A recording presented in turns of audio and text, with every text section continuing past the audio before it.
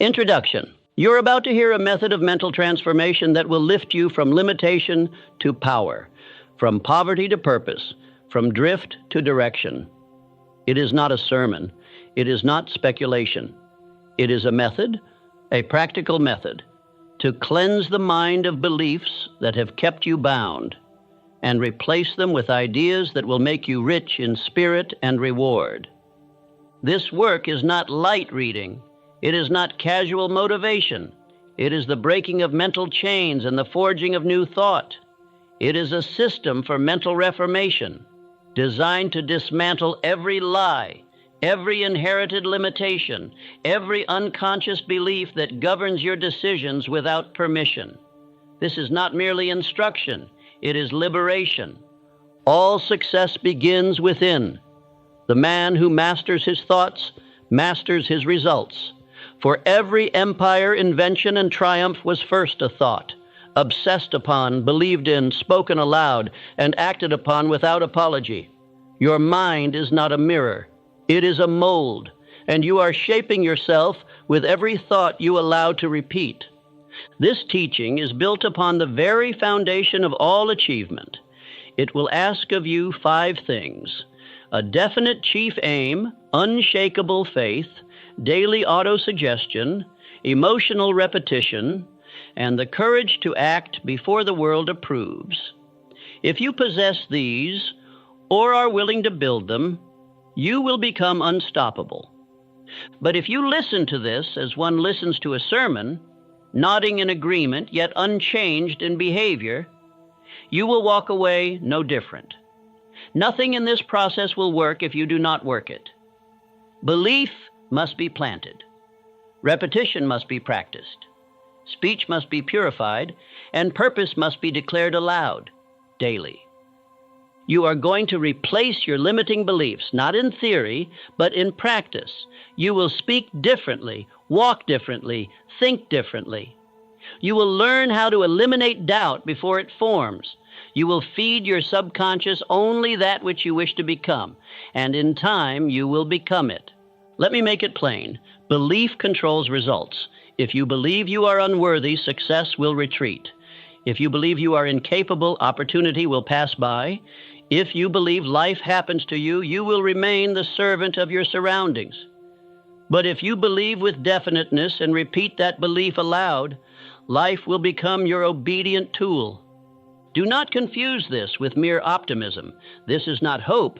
This is mental discipline. A man becomes what he repeats with emotion. Thought is the seed. Belief is the fertilizer. Repetition is the sunlight. Emotion is the water. And action is the harvest. If any element is missing, the result dies before it is born. Repetition rewires identity. Most men repeat their failure unconsciously. They speak it in their excuses. They carry it in their posture. They feed it with every complaint. And so they become it. But now you will learn to repeat your success before it arrives. You will create the man you desire to be through mental ritual and daily command. You must also come to understand the war you are fighting. You are not merely battling laziness or circumstance. You are battling drift, the slow decay of mind into conformity. Drift is what happens when you do not consciously choose your thoughts. It is the passive acceptance of what the world says you are. To reprogram yourself, you must do the opposite. You must build structure in your thinking, declare your identity aloud, act with belief even when no proof exists. You must burn old beliefs at the root and replace them with truth you have chosen. And this can only happen through repetition, belief, and desire. Unconscious belief is expensive. It will cost you years. It will cost you income. It will cost you confidence, health, relationships, opportunity. Most men live as slaves to beliefs they never questioned. They call it fate. They call it personality. But it is merely a choice repeated so often it became law. If you do not take hold of your mind, the world will, and it already has. From your earliest days, you were handed beliefs about success, money, confidence, discipline. But were these truths, or were they limitations disguised as wisdom? Until you ask this question, you are living a script written by others. But if you do ask and act, you will step into a power reserved for few. You will become the architect of your destiny, not by luck, nor birth, nor talent, but by law, the law of thought, the law of repetition, the law of faith. These govern all success, and today you begin your training in their use. This process will not be comfortable. You will face the voice of the old self. It will scream.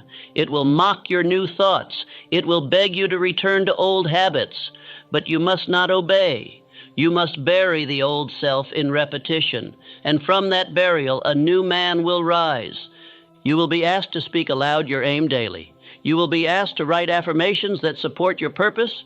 You will be asked to examine your beliefs and replace them with truth.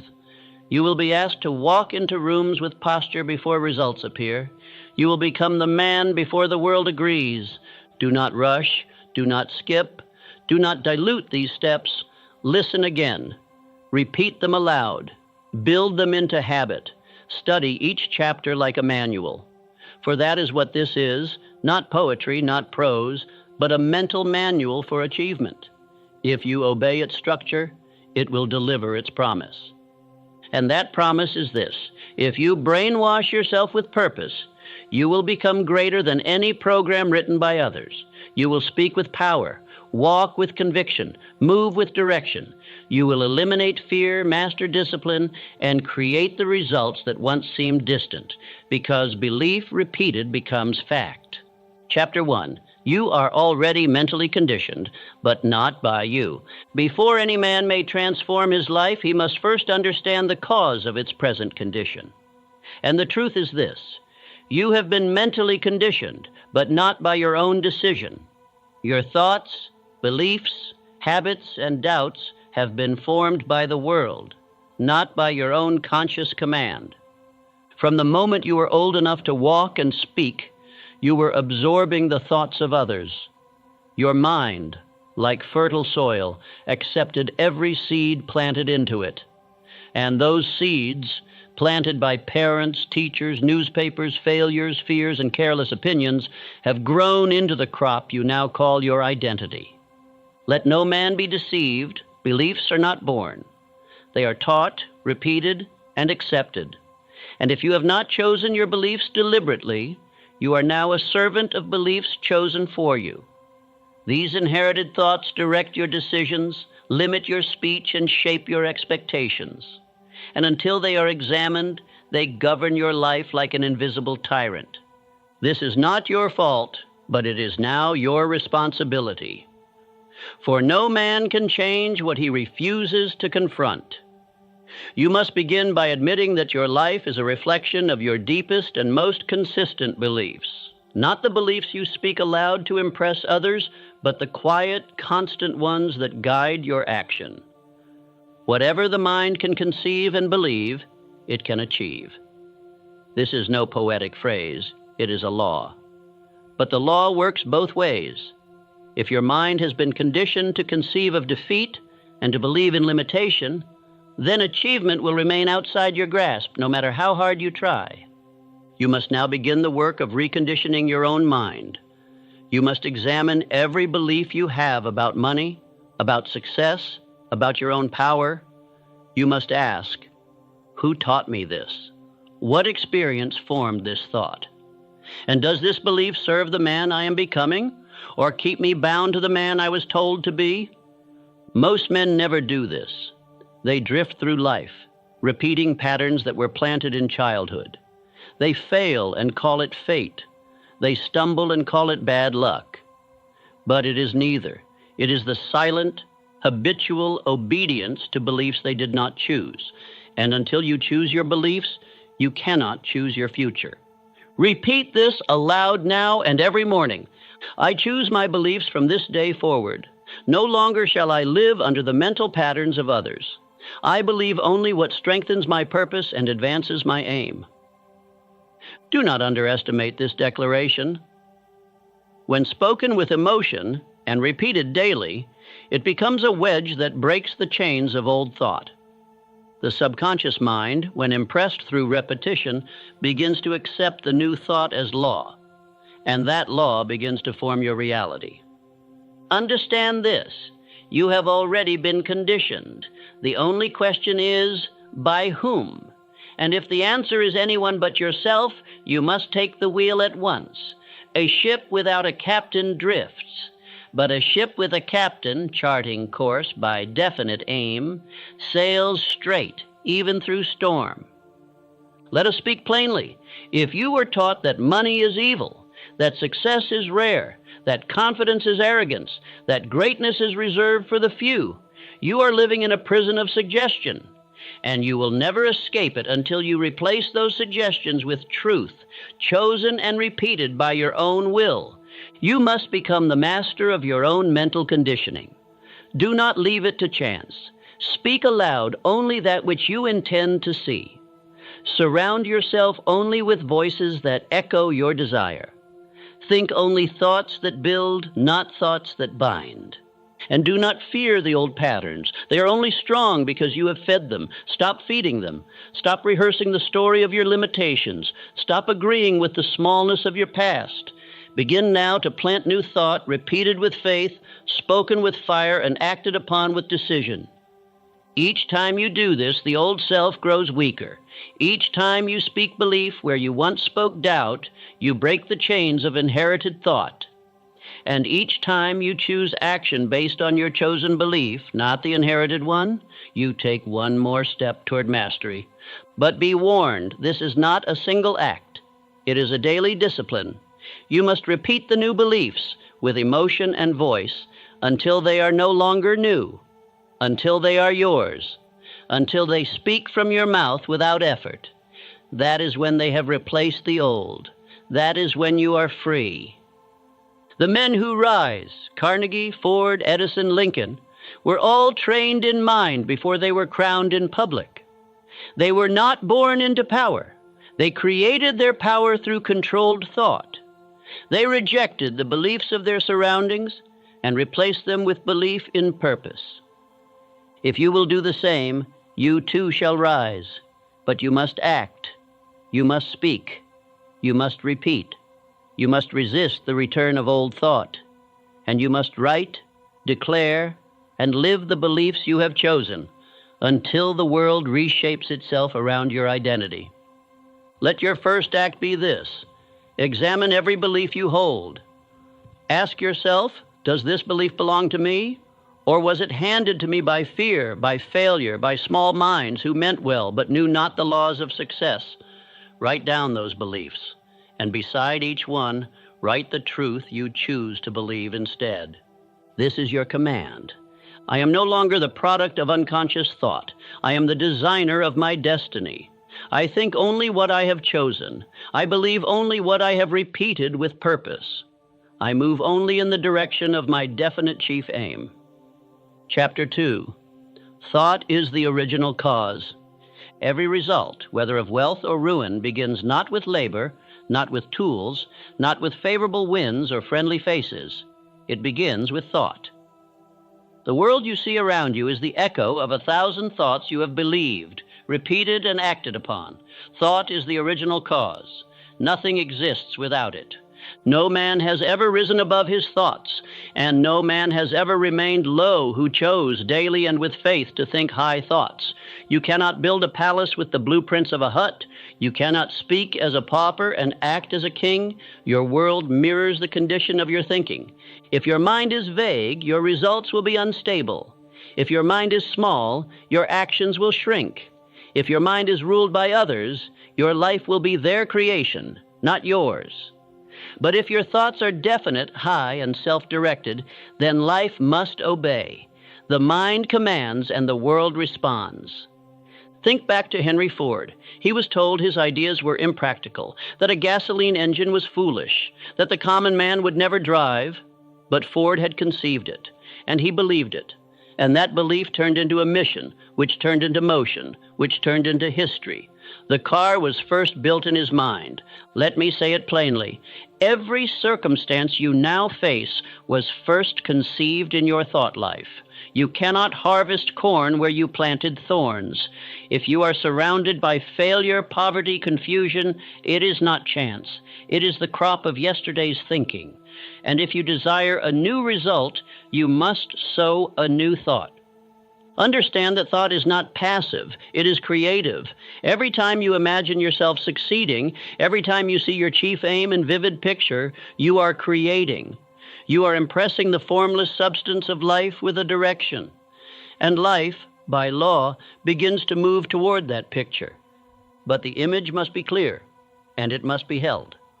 1 hour of hopeful thinking cannot compete with 23 hours of drifting. The man who rises is he who holds his definite chief aim before his mind daily, speaks it, sees it, feels it, believes it, until all else fades. This is not mysticism. It is the science of directed thought. It is the principle upon which all riches, power, and peace are built. The greatest fortunes began with a thought. The most powerful speeches, inventions, discoveries, all were once invisible ideas, held with clarity and faith by a man who refused to let them die. Thought, backed by belief, becomes a law, and that law governs your conduct, your tone, your posture, your decisions. That law determines which doors open and which remain locked. And that law is written not by fate, but by the pen of your own thought. Speak this aloud now, and believe it as you do. I am the master of my thought. I choose only those thoughts which serve my definite chief aim. My thoughts are the seed of all results, and I plant only what I intend to harvest. Do not allow stray thoughts to live in your mind. Each one is a seed, each one takes root, each one, when repeated, becomes a belief, and each belief guides your actions without question. Be deliberate, be ruthless, be wise in the garden of your mind. You are either planting progress or postponement. This is why I teach the principle of autosuggestion, for it is not enough to think once. You must think often. You must think with fire. You must think aloud. And you must repeat until the new thought becomes instinct. That is when it becomes real. That is when it begins to work for you without your conscious effort. Your mind, when properly trained, becomes a silent machine of creation. But until you direct it, it wanders, it reacts, it fears, it imitates. And so the man who fails to guide his thought is a slave to whatever wind blows through his environment. He becomes the victim of circumstance, not the author of it. Let us go deeper. There are no neutral thoughts. Every thought is either moving you toward your goal or away from it. The thought, I can't, builds a wall. The thought, I will, builds a stair. The thought, one day, builds delay. The thought, today, builds power. Every thought is an act of construction or destruction. This is why I teach definite chief aim as the cornerstone. A man who thinks without aim is like a builder without a blueprint. He may work, but his labor produces confusion. But the man who thinks according to his aim, daily, repeatedly, with emotion, is building his castle brick by brick in the invisible first. Again, consider Edison. Thousands of failed attempts, each one called foolish, each one a chance to quit. But he had seen the electric light in his mind. He had touched it in thought. And so he persisted. And today the world shines because one man's thought refused to die in darkness. Your thoughts today are building your tomorrow. They are writing your tone. They are forming your walk. They are selecting your companions. They are drawing your income. If you desire a greater life, think greater thoughts, and hold them with all the intensity you can summon. Now repeat this declaration with full conviction. My results are the echo of my thought. I command new results by holding new thoughts. I direct my mind toward my purpose, and it obeys. Let this become your daily habit. Each morning, read your chief aim aloud. Spend 5 minutes in quiet, imagining it in full color. Throughout the day, reject all thoughts not aligned with it. Speak only words that build the vision you have chosen. Do this, and you will begin to see change. It will not always be immediate, but it will be certain, for thought is cause and reality is effect. If the cause is changed, the effect must follow. It is law. Now you understand the root. You are not merely reacting to life. You are creating it every moment, every thought, every sentence. The question is not, can I change, but will I change what I think long enough for it to become real? Chapter 3, The Law of Repetition. How the Mind is Rewired. If thought is the seed of all achievement, then repetition is the rain that brings it to harvest. Without repetition, the thought remains weak, an intention without roots. But when repeated, when spoken, when planted again and again with emotion and purpose, it becomes law within the subconscious mind. The subconscious mind does not argue, it does not judge, it accepts whatever is repeated with conviction. If you tell it you are unworthy, it obeys. If you say, I can never succeed, it agrees.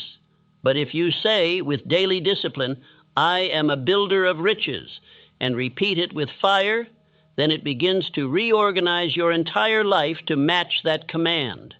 Understand this clearly. Repetition is not mere saying. It is spiritual engraving. Each word spoken with belief becomes a chisel that shapes the self. And the self, once shaped, becomes the creator of action. You will never act consistently in a way that contradicts the identity you have repeated into being. This is why so many fail. They attempt to act like a winner while still speaking like a loser. They change their schedule, but not their story. They try new habits, but keep the old affirmations. And so the outer change dies, because the inner identity was never rewritten. Only repetition rewires. I have taught men from the slums to the Senate this truth. You must repeat your definite chief aim aloud, twice daily, morning and night. Say it as if your life depends on it, because it does. Say it not with dry tongue, but with emotion, with intensity, with ownership. For the subconscious responds not to logic, but to feeling. This is called autosuggestion, and it is the cornerstone of reprogramming the self. When you repeat an idea again and again with energy and rhythm, it sinks below the conscious mind and becomes a part of the inner man. And once it is accepted as true within, the outer man will move in harmony with it. Do not say, I hope. Do not say, I wish. Say, I intend. Say, I will. Say, I am. These are the phrases that carry power. Speak as if the future is present. Speak as if the prize is already yours. Speak with so much conviction that the world begins to shift in your direction. For the mind leads and matter follows. Now hear this. The man who does not repeat his aim aloud will forget it. Not because he is lazy, but because the world is noisy. Life is filled with distractions, fears, opinions. And these voices will drown out your inner voice unless it is strengthened daily by repetition. Repeat this aloud as your daily declaration. I speak my chief aim morning and night. I engrave it into my subconscious mind. My words become my belief. My belief becomes my identity. And my identity commands my future. You may say, but I do not yet believe what I am repeating. That is expected. Belief comes after repetition. The mind is like soil. It does not demand that the seed be proven, only that it be planted and watered, and in time belief will grow from repetition as surely as corn grows from earth. And do not wait to believe. Repeat until you believe. And once belief takes root, your tone will change. Your posture will change. Your results will follow. This is the law, and no man can violate it without cost. This is also why I instruct men to write their affirmations. Writing, like speaking, is repetition in physical form. It engages the body in agreement with the mind. And when the body, voice, and thought are united around a purpose, the subconscious receives the message with power. Let your repetition be structured. Let it be consistent. Let it be emotional. If possible, stand tall as you speak. Breathe deeply. Speak slowly with power. Picture your aim as you declare it. Let every word be soaked in the image of your desire. For repetition with vision becomes destiny. And beware, the subconscious also accepts negative repetition. If you speak daily of failure, of how hard it is, of how unlucky you are watering weeds. And those weeds will grow stronger than your seeds of purpose. You must guard your speech like treasure. Repeat only that which you are willing to become. Now take a moment to write your definite chief aim on paper, if you have not done so. Place it where your eyes must see it. Say it aloud upon rising. Say it aloud before sleep. Make it the command that echoes through your chamber. You must become obsessed with it, for it to become obsessed with you. Let us study the example of Charles M. Schwab, who rose from laborer to millionaire not because of birth or fortune, but because he held in his mind a clear aim and spoke of it often. He repeated his intention until his tone changed and others followed. Repetition gave him power, and power gave him influence. You must do the same. Do not wish for charisma. Do not wish for opportunity. Repeat the identity you intend to become, and charisma will form. Opportunity will arise. Doors will open because your voice has been trained to knock. There is no limit to the man who masters repetition. He can become wise. He can become wealthy. He can become unshakable. But the man who repeats only what the world gives him becomes small, for the world will always whisper fear, and if you repeat it, you will become it. Make this your new habit. Create 3 affirmations that serve your chief aim. Speak them aloud 3 times a day, upon waking, midday, before rest. Speak with emotion, not volume. Do this for 30 days without fail. At the end of this practice, you will begin to feel yourself changing. The old doubts will retreat. The tone of your voice will strengthen. You will act more boldly, for you have repeated into being a new identity. And that identity will now guide your conduct. Repeat this final command aloud. I repeat only what I intend to live. I train my mind through speech. I impress my purpose upon my subconscious daily. And the man I speak of, I become. This is the law of repetition. It cannot be broken, only obeyed or ignored. And the reward of obedience is transformation. The punishment for neglect is stagnation. Chapter 4. Identify the old programs.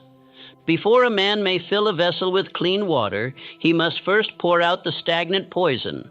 Before you may impress new beliefs upon the mind, you must expose and eliminate the old beliefs that have ruled you in silence.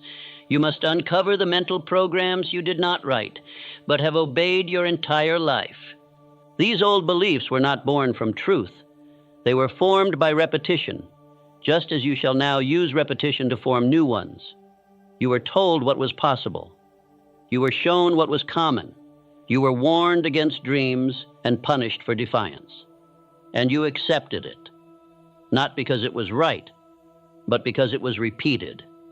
These programs live not in the conscious moment, but deep in the mind, in the place where identity is formed. They are the hidden authors of hesitation, the silent source of fear. They are the whispered lies that say, that's too much for you. Stay humble. You're not that kind of person. You've failed before, you'll fail again.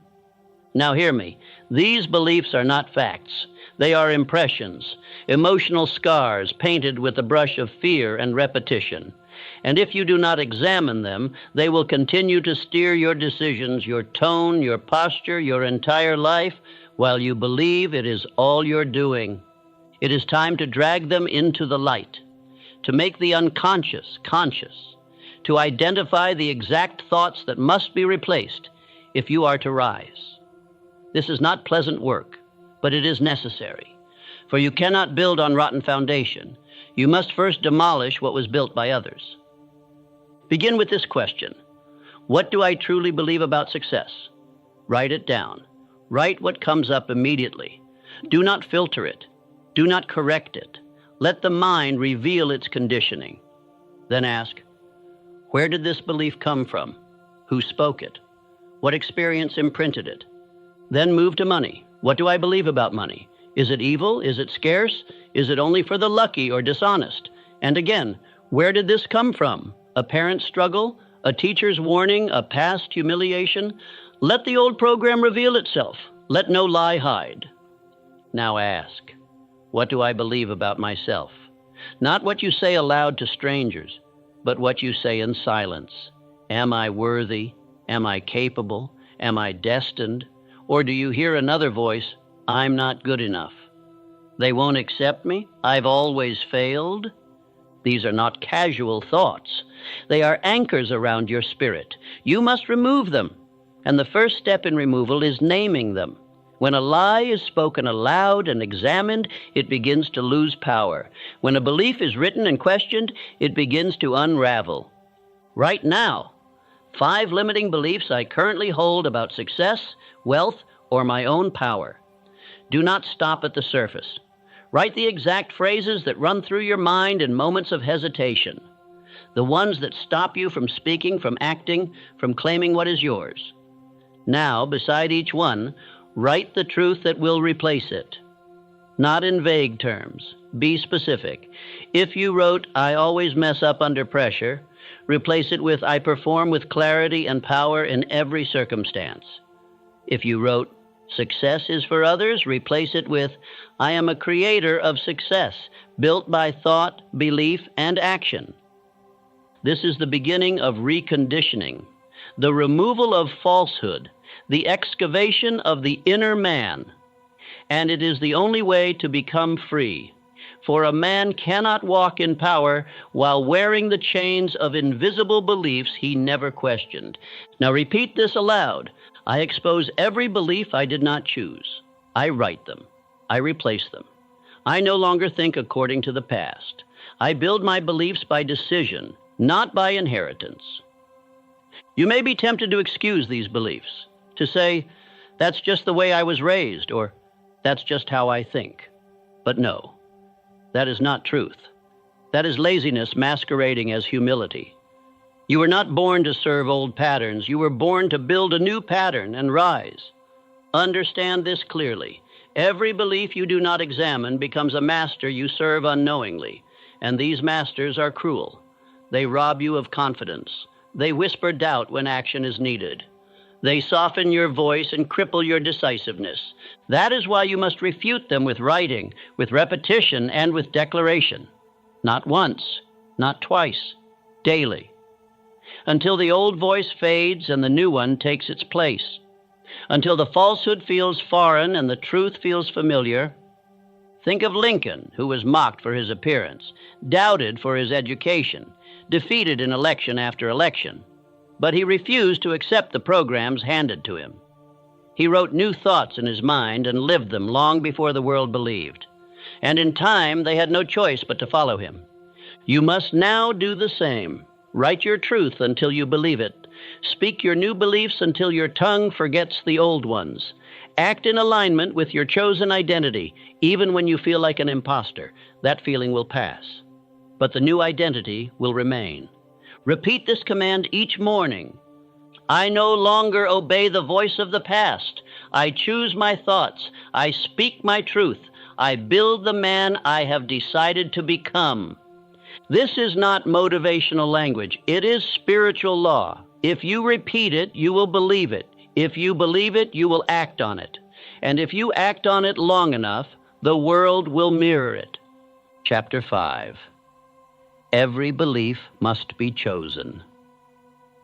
There are no idle beliefs. Every thought, once accepted, becomes a builder or a breaker of destiny. A man's beliefs either carry him toward the summit of purpose or fasten him to the valley of indecision. There is no neutral ground. If a belief does not strengthen, it weakens. If it does not build, it destroys. You must come now to a sobering conclusion. You cannot afford to think accidentally. You cannot afford to believe what the world hands you or what your emotions whisper in weakness. From this moment forward, you must choose every belief deliberately, as a mason selects only unbroken bricks for a great structure. Just as a general selects only the best men to stand at the front lines, you must allow only worthy beliefs to take residence in your mind. Do not welcome weak thoughts and expect strength. Do not rehearse powerlessness and expect to command. Your inner world will never rise above the beliefs you permit. Now consider this question. Where do my beliefs come from? Were they born of my definite chief aim? Or were they born of my fears, my failures, and the half-formed conclusions of those who never lived by purpose? If the answer is not purpose, then that belief is a parasite, and it must be expelled. Let me be direct. No man can hold beliefs by accident and live by design. You cannot become intentional in action while remaining passive in thought. You cannot speak with power while harboring hidden doubts. Every belief tolerated will show itself in posture, tone, decision, and destiny. Say this now with full conviction. I only accept thoughts that serve my definite chief aim. No thought may dwell in my mind without my permission. My beliefs are my servants, not my masters. You must enforce this declaration. You must become a guardian at the gates of your mind. Let no belief pass unless it can answer this question. Does this thought strengthen my faith, sharpen my purpose, and bring me closer to the man I have chosen to become? If it does not, it is a thief. Cast it out. Understand that most men suffer not because they lack resources, but because they have not chosen their beliefs. They accept fear as fact. They accept hesitation as humility. They accept failure as fate. And thus their lives remain at the mercy of beliefs they never examined. But you are not most men. You are one who thinks on purpose. You are one who understands that belief is the root and behavior is the fruit. You are one who dares to uproot what has been and to plant only what must be. Let us take an example. Carnegie, as a young immigrant with no wealth, no favor, no formal education, held one belief. I will become the master of industry, for I am willing to pay the price. That belief shaped every step he took, and in time the world bowed to match what his mind first conceived. You must be just as deliberate. You must build your belief system like a fortress. Write it, read it, speak it. Refuse to entertain the opinions of the defeated. Refuse to repeat the assumptions of the small. You are building a temple of thought, and only sacred belief may enter. Create now a short list of chosen beliefs. Write them on paper. These are to be repeated daily. These are to be spoken aloud with authority.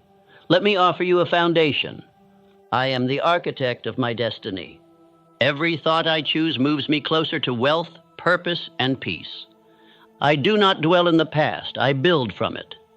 My faith commands my future. I believe what I intend, and I intend greatness. Speak these aloud now, then make them your daily mantra, and add to them, tailor them, engrave them into the walls of your mind. For the mind accepts what is repeated, and repetition builds belief, and belief governs your every result. Do not tolerate contradiction. You cannot speak faith and believe fear. You cannot rehearse defeat and expect strength. You cannot declare a chief aim while secretly believing it is beyond you. That is the language of drift, and drift is the path to obscurity. Let me remind you, the subconscious mind does not care if a belief is true or false. It only obeys what is repeated with emotion. So if you repeat lies, even unknowingly, they will still form your reality. That is why you must be aggressive in replacing them with chosen declarations. Repeat this aloud. I reject every belief I did not choose. I speak only what builds. I think only what lifts. I act only upon thoughts that serve my purpose. I am no longer ruled by opinions. I am ruled by decision. Decision is the mark of mastery. The man who chooses his belief each morning and speaks it without apology is the man whose life will reflect power. He no longer asks permission to think. He no longer waits for evidence before he believes. He chooses, he believes, he repeats, and life obeys. There is no magic in this. There is only law. And the law is this: belief, repeated with emotion and acted upon daily, becomes reality. That is the path. That is the system. That is the furnace in which all greatness is forged. Chapter 6. Replace limitation with declaration. If you would rise above the boundaries of your past, you must speak beyond the limits of your present. A man is not shaped merely by what he does, but by what he declares. Your words form the mold of your future. Thought is the spark, but declaration is the hammer that strikes it into shape. Many men fail not for lack of talent, but because they continue to affirm their limitation. They say, "I'm not ready, I've always been this way, it never works for me." These are not casual remarks. They are verbal blueprints, and the subconscious mind begins building accordingly. What you declare repeatedly becomes what you experience. Do not confuse this with idle boasting. This is not noise. This is not shouting for attention. This is not arrogance. This is spiritual alignment. To declare is to give order. It is to assert identity. It is to say, "I am the master of my thought, and I command life to move in this direction." Let me be clear, you cannot erase limitation by silence. You must replace it with declaration. If your mind has been filled with doubt, you must not merely suppress it. You must confront it with deliberate, forceful truth. Silence permits the lie to linger. Speaking truth drives it out. The proper declaration begins with the phrase, "I am the man who," followed by a vivid picture of the quality or outcome you intend to embody. It might be, "I am the man who attracts wealth by action and faith," or "I am the man who speaks with power and leads with confidence." This statement must become sacred. Say this aloud now. "I am the man who lives with purpose. I am the man who commands his mind. I am the man who is becoming all that I have imagined, by decision, by discipline, by daily declaration." You may feel resistance as you speak this. That is proof of old programming being challenged. That is the voice of limitation losing its grip. Press on. Say it louder. Say it again. Speak until the new identity silences the old one. This is not fantasy. It is formation. Now understand this. Declarations are not lies. They are commitments. They are signals to the subconscious of your chosen direction. And once received consistently, the subconscious will begin shaping thought, habit, and behavior in alignment with the spoken word. It cannot resist the tone of repeated command. Let us consider Andrew Carnegie. Before he built steel empires, he built an empire of thought. He declared what he would become. He imagined himself as captain of industry long before he possessed wealth. And through constant reinforcement, spoken belief, written aim, and relentless action, he became what he had first declared. You must do the same. Build your future by word before you build it by hand. Form your character in speech before it is seen in conduct. Declare the truth until you believe it, and then believe it until the world reflects it. This is the discipline of greatness. Repeat this now with complete authority. Every day I speak the man I am becoming. I do not describe my fear. I do not rehearse my failure. I declare the man I choose to be, and my mind, my voice, my habits, and my world obey. Let your declarations be consistent. Let them be daily. Let them be filled with belief. Do not utter them passively. Stand up, shoulders back, head lifted. Speak as a man who means it. The subconscious listens to tone, not merely to words. It obeys emotional certainty. Let us create 3 foundational declarations. Say each one aloud and write them for daily use. I am the man who finishes what he starts. I am the man who thinks with clarity and walks in faith. I am the man who earns what he desires through daily purpose. Use these to begin, then write your own, based upon your chief aim, your desired qualities, your new identity. Speak them each morning. Repeat them at midday. Speak again before rest. The mind must be trained just as the body is trained through daily discipline. Let us go further. Your declaration must not only be about who you are, but also about how you handle pressure.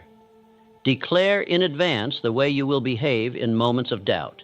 Say, when fear rises, I speak faith. When delay comes, I declare persistence. When others hesitate, I affirm action. You must be rehearsed in victory before the battle comes. Remember, you do not speak truth because you feel it. You speak it because you've chosen it. The emotion may not always be present. That does not matter. What matters is repetition. In time, emotion will catch up to the discipline of the tongue. Do not say, "I'll try." Say, "I will." Do not say, "I hope." Say, "I decide." Do not say, "Maybe one day." Say, "I begin now." These are the declarations of a man who understands that his future listens most closely not to his plans, but to his voice. Repeat this command aloud and do not whisper. I replace all limitation with declaration. I speak the man I am becoming. I act upon my word.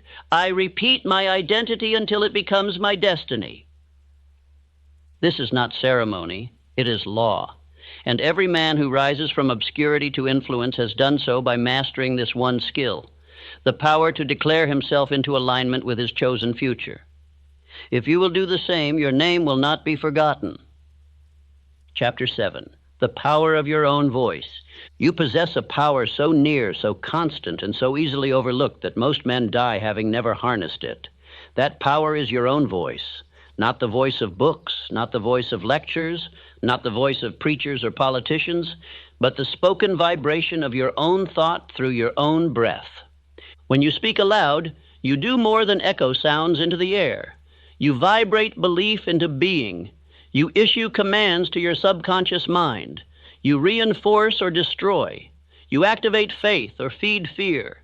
The tone you carry, the cadence you use, the firmness of your word, it all builds the inner man or tears him down. Let this truth be carved into the walls of your mind. The subconscious responds to repetition, but it responds more quickly to repetition spoken aloud. This is why I teach men to read their definite chief aim morning and night, not silently, not casually, but aloud with emotion and purpose. Understand this. The spoken word is more powerful than the written one when it carries belief. The mouth is the instrument by which internal belief becomes external influence. The man who controls his voice controls his future. For speech is the mirror of thought, and thought is the beginning of all success. If your speech is soft, unsure, hesitant, filled with uncertainty, it is not because you lack ability. It is because you have allowed doubt to control the instrument. But just as a musician sharpens his tone through discipline, so can you condition your voice to match your identity. Speak this aloud now with unwavering tone. I trust the power of my voice. My words shape my future. I speak as a man of decision, faith, and purpose. There is no man who rose to greatness without learning to speak his future into existence. Consider Lincoln, a quiet man, but when he spoke, his voice carried weight that shook nations, not because of volume, but because of conviction, not because of rhetoric, but because of belief. Let your voice become the trumpet of your transformation. Let every word you speak carry the vibration of the man you are becoming. Speak your affirmations, not as hopes, but as declarations. Let them ring with finality. Let them echo with identity. But beware. The voice can also destroy. A man who continually speaks failure, limitation, self-deprecation, sarcasm, and doubt is using the same power to dig his own grave. The subconscious accepts these words and begins organizing life accordingly. You must therefore train your tongue as you would train a soldier. It must speak only what aligns with purpose. It must remain silent when tempted to echo fear. It must declare truth even in the absence of evidence. For what you speak long enough, you will believe. And what you believe, you will become. Let me share the practice I demand of all men seeking power of speech. Stand before the mirror each morning. Read your chief aim aloud, slowly, with fire. Speak 3 affirmations, crafted with precision. Use your full voice, clear, deliberate, without apology. Listen to your tone, feel the belief, or expose its absence. If your voice trembles, train it. If your words falter, rewrite them. But never allow yourself to speak like a defeated man.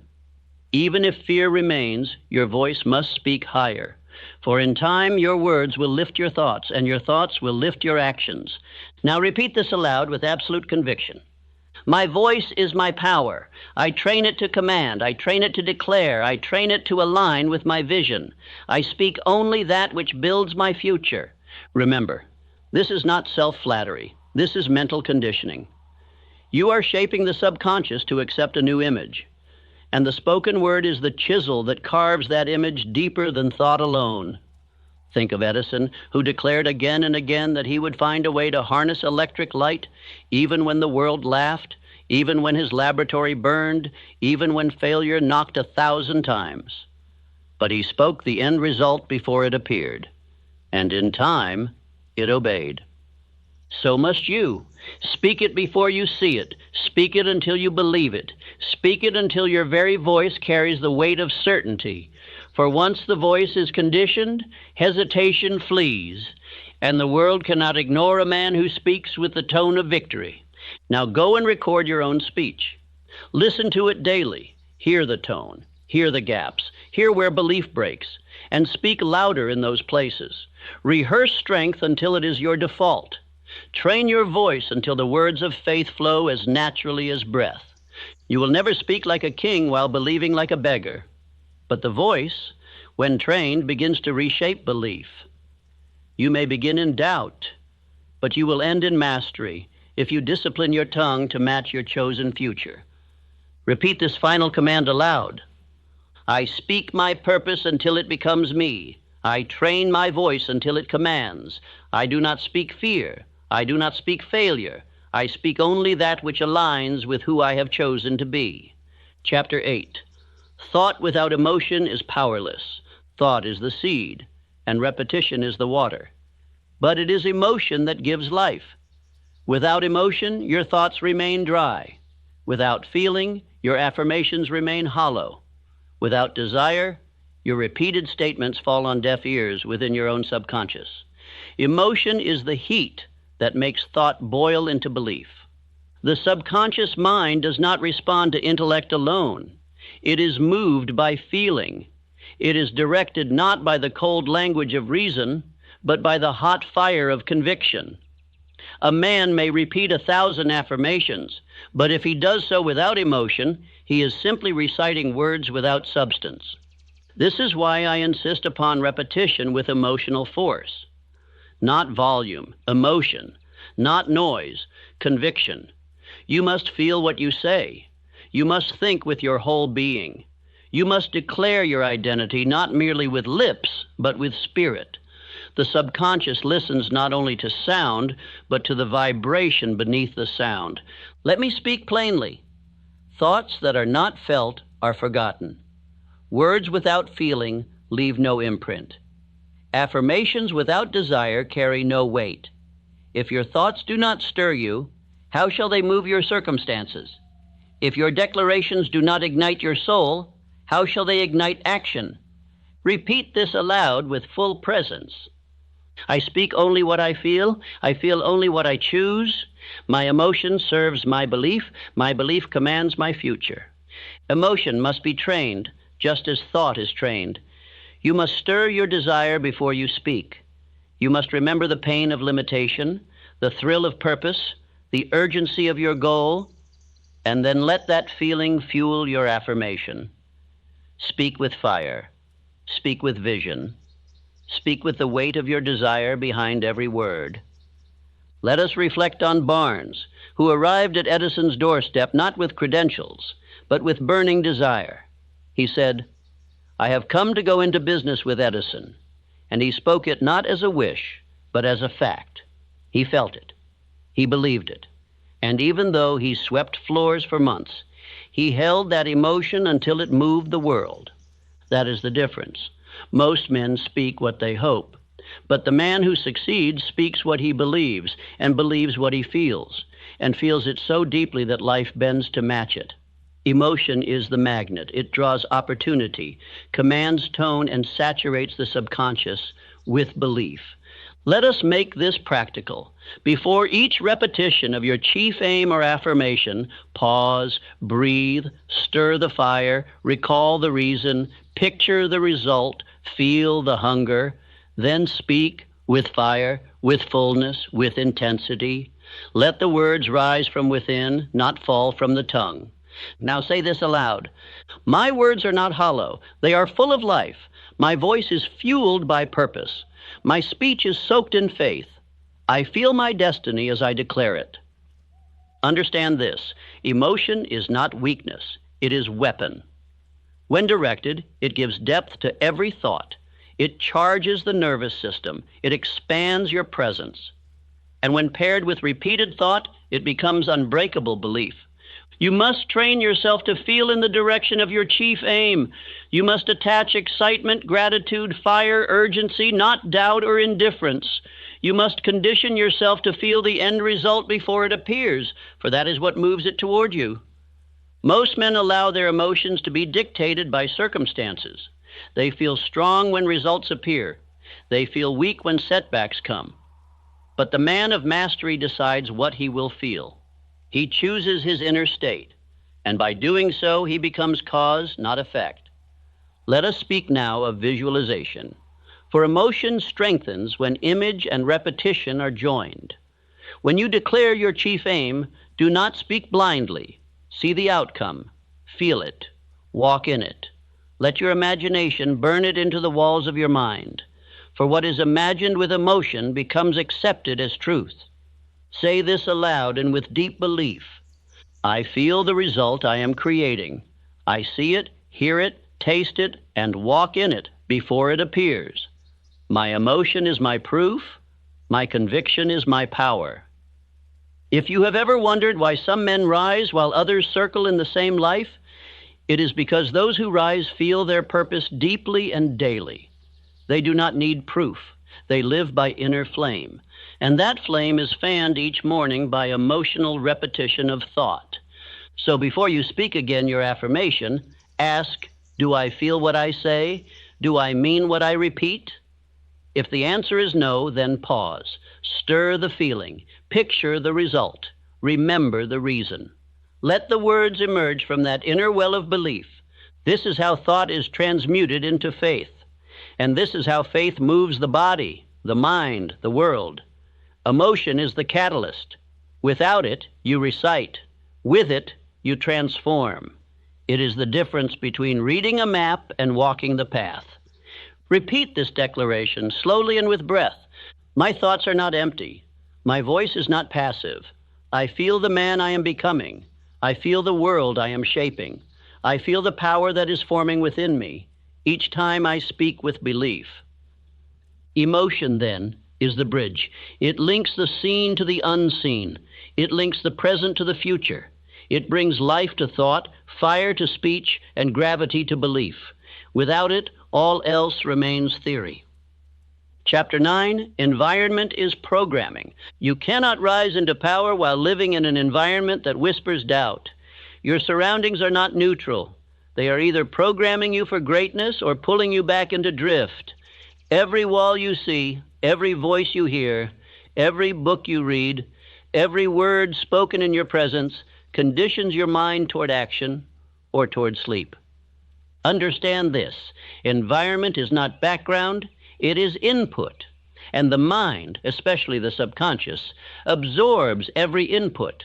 The tone of voices around you, the order or disorder of your dwelling, the ambitions or fears of your companions. These do not merely pass through you. They shape your mood, your belief, and your decisions. Let me say it directly. You are either creating your environment or you are being created by it. There is no man who thinks great thoughts while surrounded by the petty. There is no man who holds high vision while entertaining gossip and triviality. The soul requires clean space to expand. Repeat this aloud. I design my environment to match my purpose. I remove all voices, images, and influences that weaken my belief. I live in alignment with the man I intend to become. Let us go further. If your room is cluttered, your thinking will be distracted. If your shelves are filled with fiction and folly, Your thoughts will mirror confusion. If your companions speak only of limits, fear, and the impossible, you will carry their tone into your own decisions. You cannot permit this. If you are to recondition your identity, then your outer world must reflect the inner one you are building. Your home must speak of order. Your speech must echo purpose. Your schedule must match your definite chief aim. Your company must match your chosen destiny. This is not pride, it is precision. This is not vanity, it is law. If you live among the aimless, you will absorb their aimlessness. If you dwell among the clear-minded and the devoted, your mind will sharpen like iron on iron. Show me your companions, and I will show you your future. Now consider your conversations. Every word spoken in your presence either lifts or lowers your inner frame. Do not entertain the language of victims. Do not respond to the noise of cynics. Do not water your future with the sewage of the small-minded. Keep your conversations elevated. Make this a command. I only speak with purpose. I only listen to that which aligns with belief, decision, and discipline. I am deaf to the language of fear. Examine the art on your walls. Examine the music you consume. Examine the lighting, the structure, the silence, or the chaos. These things are not decoration. They are programming. They tell your mind whether it is living in order or confusion, and the subconscious obeys that message. Let us consider Carnegie again. His offices were not simply places of business. They were cathedrals of purpose. Every fixture, every meeting, every appointment was scheduled with the intensity of a man whose life matched his vision. He surrounded himself with order, and that order fueled his efficiency. Now do likewise. Organize your space to support your vision. Build a corner of solitude where you repeat your chief aim aloud. Place reminders on your desk, your door, your walls, so that even your surroundings whisper purpose. Let your environment drown out the voice of doubt. Speak this aloud with strength. My surroundings reflect the man I am becoming. I do not live in chaos. I do not walk with drifters. I do not think in clutter. I live, walk, and think in order, faith, and discipline. You may say, but I cannot yet change my environment. That is false. You can change what you read. You can change what you listen to. You can control your speech. You can leave the room when the talk turns to failure. Even the smallest shift in environment creates momentum. Even 1 hour per day in a space of clarity and purpose, where you read, visualize, speak your aim, can transform your identity. And once your identity changes, your surroundings will follow. The man who speaks as a king cannot remain in the slums. Either his speech will lower, or his station will rise. Now repeat this principle. Environment is programming. I build mine with intention. My surroundings feed my belief. I do not permit disorder to dominate my mind. This is why I taught the principle of controlled attention. Because you must not only select your thoughts, you must select what your senses absorb. Smells, sounds, sights, speech, even posture, all are teachers. All are seeds. All take root if repeated. Let us now move to the final command for this chapter. Remove from your environment everything that no longer serves your definite chief aim. Remove the books that confuse. Remove the posters that distract. Remove the voices that drain. Keep only that which strengthens. Let this affirmation be your shield. My environment is a temple. I protect it with thought. I guard it with discipline. I live among the symbols of my future. Chapter 10. You must starve the old self. You cannot become a new man while feeding the habits of the old. The self you aim to become and the self you once were cannot live under the same roof. One must rise and one must wither. And whichever self you feed with thought, with speech, with ritual, that is the self that survives. There is no neutrality in identity. If you are not building, you are defaulting. If you are not speaking life into your new identity, you are giving life to the old one by neglect. The self you seek to leave behind thrives on memory, on excuses, on comfort, and you feed it each time you replay its narrative. Repeat this now with strength. I no longer tell the story of the man I was. I do not repeat weakness. I do not feed the identity that failed. I starve the old self and speak only the man I am becoming. The old self survives on small things. The sentence, "I've always been like this." The shrug, the delay, the slouch, the idle complaint. Each is a spoonful of nourishment for the man you are trying to bury. If you would rise, you must stop feeding your own enemy. You cannot repeat your chief aim in the morning and repeat your doubts by midday. You cannot walk with boldness by day and then rehearse defeat in the solitude of your thoughts. Every moment is either sacrifice or surrender. Every word is either the breath of your new life or oxygen to the old one. Let me speak plainly. The old self will not leave quietly. He will bargain, he will plead, he will show you his memories, he will whisper, but this is who you are. And your only reply must be action. Silence him with discipline. Starve him with change. Consider a man who quits a poison but keeps it in his cupboard. He has not quit. He has delayed the fall. Likewise, if you say you are transforming, yet continue to feed the thought patterns, the friendships, the habits of your old self, you have not transformed. You have postponed the return. Repeat this aloud with fire. I owe nothing to the man I used to be. He cannot come with me. I starve his story. I deny his language. I withdraw all attention and energy from his memory. Understand this. Every time you speak of the past with regret, shame, or humor that glorifies failure, you are repainting the walls of your current identity. You must not only stop thinking like the old self, you must stop speaking him into existence. Let us make this practical. Starting today, no more telling stories of the man who failed, quit, avoided, feared. Tell no tales that reinforce limitation. Speak only as the man who is now rising. Frame every story, even the painful ones, as evidence of growth, not identity. Say this now. I do not feed weakness. I do not entertain failure. I extract the lesson and move on. I remove all glory from defeat. I walk forward and speak only what builds. Now let us consider your routine. Your former self was kept alive by a certain rhythm of when you rose, how you ate, how you thought, what you tolerated. If you continue to live in his pattern, you will continue to live in his shadow. Identity is tied to habit. You must disrupt the rhythm of the man you wish to leave behind. Begin tomorrow differently. Rise with urgency. Stand when you would sit. Speak when you would hesitate. Move before you are ready.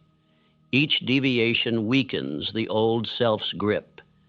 Each decision is a cut to the cords that tether you to who you were. Let us study the life of Lincoln. He suffered defeat after defeat, yet did not carry those defeats as chains.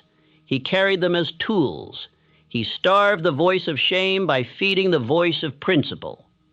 He starved the identity of the small-town failure by speaking as a national leader long before he was one.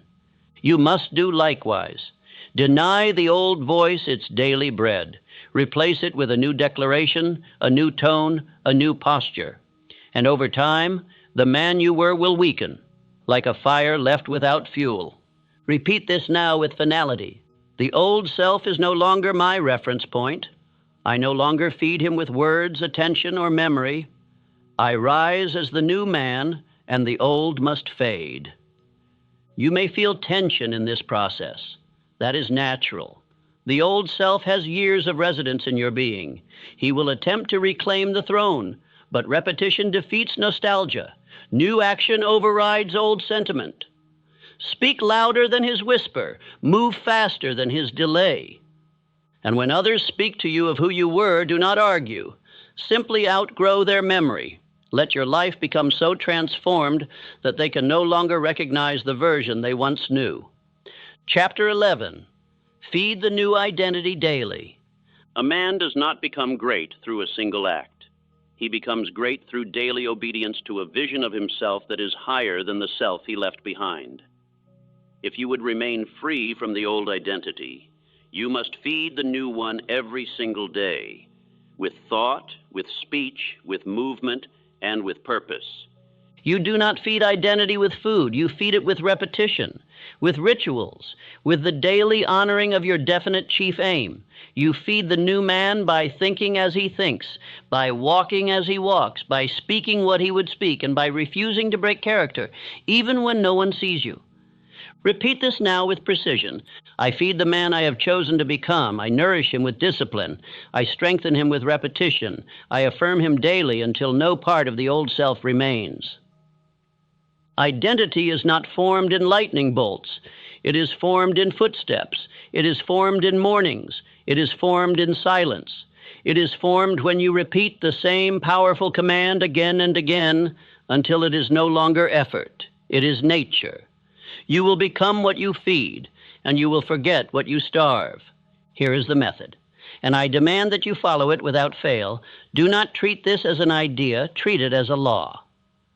1. Each morning, stand and read aloud your definite chief aim, not softly, but with strength, with posture, with breath, with eyes forward and voice firm. Let your mind hear the command of your own destiny. Let your tone carry the weight of belief. 2. After reading, visualize, not vaguely, not loosely, but clearly, vividly, emotionally. See yourself already in possession of what you have claimed. See the income. See the influence. See the posture. See the room. See the respect. Walk in it in your mind. 3. Speak affirmations tied to your chosen identity. I am the man who acts with faith. I am the man who finishes what he begins. I am the man who moves before the world agrees. Make these your law. Let them form the core of your inner vocabulary. 4. Walk with the posture of your future self. Not when it's convenient, not when people are watching, all the time. Let your physical being reflect the man within. The subconscious sees the shoulders, feels the chest, senses the breath. It listens to your body. 5. Journal your progress. Each evening, write not of your problems, but of your proof. Record how you honored your aim. Record your victories of thought, your moments of strength. This is how you record a new memory track in the mind, a track that plays automatically with repetition. Repeat this aloud now. My days are not left to accident. My habits are the bricks of my identity. I feed the man I choose to become through ritual, discipline, and thought. Do not mistake this process for something casual. This is spiritual construction. You are building a mental fortress. You are reconditioning the subconscious mind to accept a new leader, you. And no man becomes ruler of his fate without ruling the unseen hours. Let us examine the story of Henry Ford. Before his name was known, before his machines changed the world, he fed his vision daily. He thought on purpose. He spoke only what built. He ignored every mocking voice. He rose early. He moved with direction. He fed his mind with certainty until that certainty shaped machines and men alike. So must you. You are not waiting to become something. You are acting as him now. You are feeding that identity until it is unshakable, until when doubt arrives, it finds no appetite, until when the world hesitates, you advance. And let me warn you, this discipline must not be interrupted. Skip one morning and the old self grins. Ignore your affirmations and fear re-enters the house. Fail to visualize and the image fades. You must feed the new self daily, or you will find yourself feeding the old one by default. Say this aloud without doubt. I do not miss my ritual. I do not excuse my practice. I do not delay my identity. I feed the new man daily, and he is growing stronger by the hour. Understand? The man who builds his identity daily becomes immune to external judgment. The world cannot sway him. Praise does not distract him. Criticism does not shake him, for his sense of self does not come from applause. It comes from repetition. You must not merely believe this, you must experience it. And that comes only through consistent action. Discipline is not restriction, it is liberation. It is the freeing of your mind from the grip of drift. It is the declaration, I am not a slave to emotion. I am a servant to decision. Repeat this with strength and certainty. I have chosen who I am. I honor that choice through ritual. I feed my vision with repetition, and I become daily what I have already claimed. When others say, you've changed, you must nod. When they say, you seem different, smile. They are witnessing the fruit of what you planted in silence, and what you planted was the daily feeding of a new self, a self they cannot yet comprehend. Chapter 12. The brain accepts what you repeat. Your brain is not a judge. It is a recorder. It does not question the truth of what you say. It accepts what you repeat. It does not argue with your affirmations. It obeys them. It does not care if you speak in fear or in faith. It follows the rhythm of your repetition.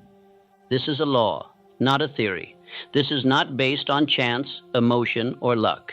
It is the law of autosuggestion.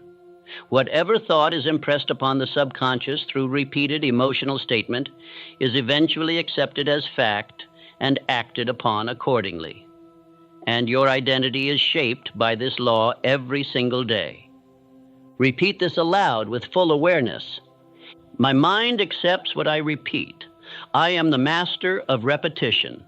I impress truth into my subconscious until it becomes my identity. Think carefully. You may not remember every word you speak, but your subconscious does. Every time you say, I'm tired, I'm unsure, I always fail, the mind records that. It builds a file. It stores it as truth. And with enough repetition, it begins to form behavior to match that belief. This is how most men program themselves into mediocrity. They joke about their limitations. They casually affirm their doubt. They speak idly. But the subconscious is never idle. It records, it builds, it repeats. And soon the man becomes a reflection of every careless word he has spoken. Now consider what happens when a man takes command of repetition, when he speaks on purpose, when he repeats with fire, daily, the image of who he chooses to be, when he says, I am the man who rises early. I am the man who executes. I am the man who leads. Then the subconscious begins reorganizing everything in his life to match that picture. You must become a commander, not a victim of repetition. Every morning, plant the right thoughts. Every night, water them again, speak them aloud, feel them, believe them, and do not stop, not for a day, not for a moment. For the brain does not resist what is repeated. It accepts it. Let us take the example of Woodrow Wilson. Long before he became president, he practiced the tone, the posture, and the presence of a statesman. He repeated his ideals, his aims, his statements of destiny. He declared them so often that he became them. He was president in his mind long before the office caught up to him. You are no different. What you speak with repetition, you will live. What you think with feeling, you will become. What you repeat with belief, you will create. This is the hidden key to all self-mastery. This is the mechanism of all transformation. Now repeat this aloud, slowly and with strength. I plant my beliefs through repetition. I do not speak idly. I do not think carelessly. I impress greatness upon my mind every single day. You must treat your mind as fertile soil. Your words are seeds, your emotions are water, and your repetition is the sunlight. Plant garbage and garbage will grow. Plant vision, purpose, strength, and you will reap results in exact proportion to your repetition. But beware, the weeds of old thought grow quickly when left alone. If you do not plant new thoughts, the old ones return. If you do not speak with purpose, drift will fill the silence. You are either programming your mind, or it is being programmed by memory and surroundings. Let us make this a law. Every affirmation must be spoken aloud. Every declaration must be repeated at least twice daily. Every chief aim must be recited until memorized and spoken with full voice. Every negative statement must be caught and replaced instantly. Every day without repetition is a day the old self regains ground. This is your charge. This is your blueprint. And this is how you take hold of the mind that shapes your world. Say this now. I do not drift. I do not repeat weakness. I repeat only what I choose to become. And I repeat it until the world has no choice but to reflect it. You may say it feels false. That does not matter. The subconscious does not know the difference between imagination and reality. It only knows repetition with emotion. If you feel it deeply and speak it often, it becomes your reality, regardless of where you started. Repetition is not a trick. It is the building of mental muscle. Just as the arm becomes strong by lifting weight each day, so does the mind become strong by lifting truth each morning. And in time, that truth becomes your nature. When I wrote Think and Grow Rich, I repeated my own aim aloud daily. I declared my mission. I affirmed my strength. And I did not stop when results were small. I did not stop when doubt crept in. I did not stop when others questioned me. I continued until repetition became belief and belief became result. You must do the same, and more. You must build a mind so conditioned by truth that the old lies cannot breathe in your presence. You must speak with such repetition that hesitation flees. You must think with such frequency that your identity has no option but to rise. Let this final command ring out from your lips. I repeat until it becomes me. I speak until it shapes me. I think until it guides me. I believe until I act without doubt. Repetition is my power, and I use it with precision. Chapter 13. Words are creation. The words you speak are not descriptions of life. They are commands to life. They do not merely reflect your state of mind. They create it.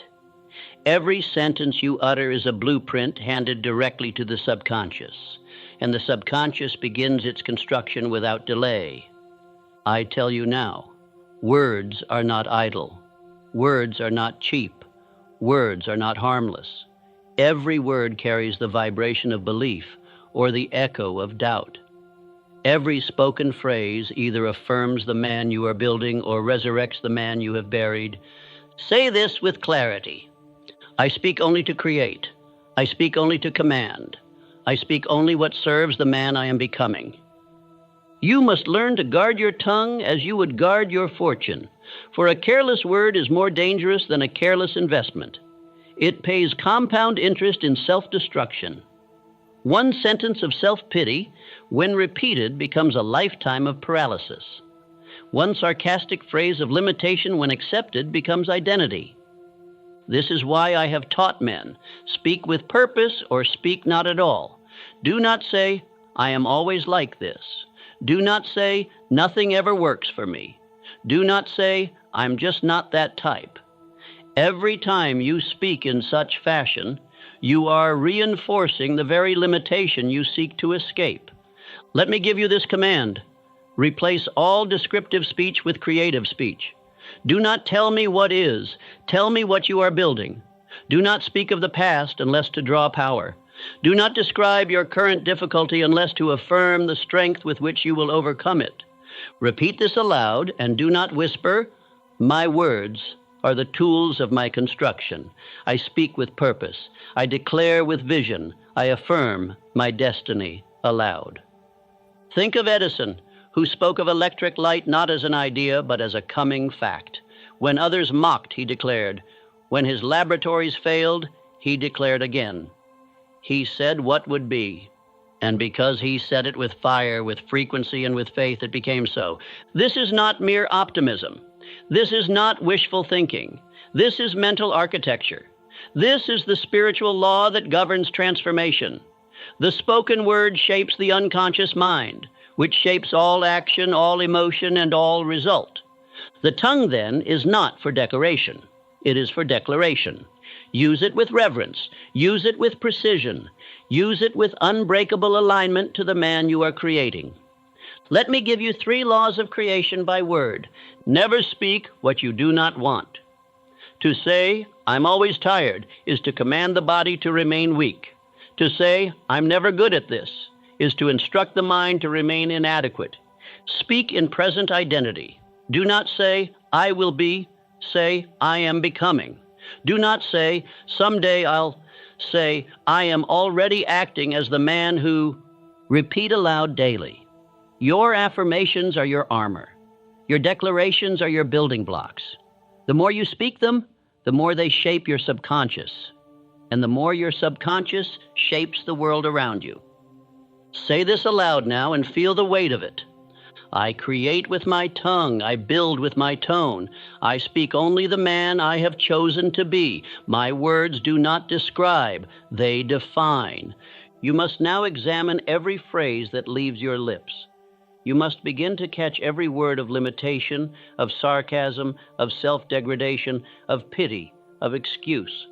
And you must replace it immediately with words of clarity, strength, belief, and intention. If you would be wealthy, you must speak like the man who commands wealth. If you would be wise, speak only wisdom. If you would be respected, let every word carry dignity. If you speak like the man you were, you shall remain him. If you speak like the man you are becoming, you shall meet him. Now repeat this affirmation with full strength. Every word I speak builds my future. I do not speak of failure. I do not affirm defeat. I speak only in direction, in discipline, and in dominion. The old self will attempt to sneak into your speech.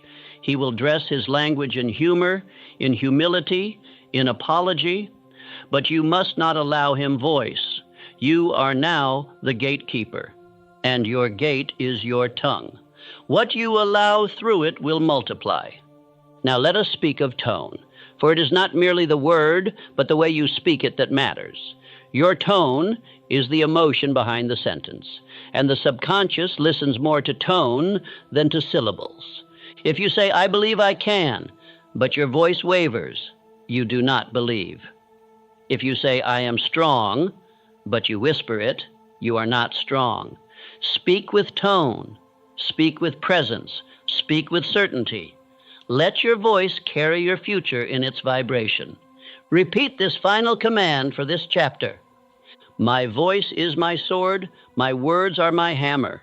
I speak to create, I speak to command. I speak only what builds my chosen identity. Chapter 14. Emotion is a tool, not a master. Emotion is power, but it was never meant to govern the man. It is a servant, not a king. Most men fall because they feel before they decide. They allow emotion to rise and then submit their thinking to it.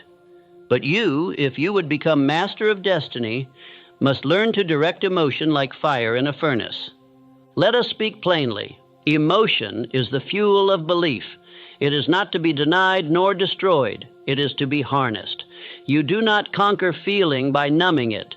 You conquer it by directing it toward your purpose. The disciplined man does not feel less, he feels higher. Say this aloud with presence. My emotion is mine to command. I do not follow my moods. I instruct them. I feel on purpose, and I feel in alignment with my chief aim. When I teach the principle of autosuggestion, I do not say repeat words passively. I say repeat them with feeling, with conviction, with spirit. For emotion is what stamps the thought into the subconscious mind. It is the fire that welds thought into belief. But the same fire that builds can destroy. And this is where most men fall.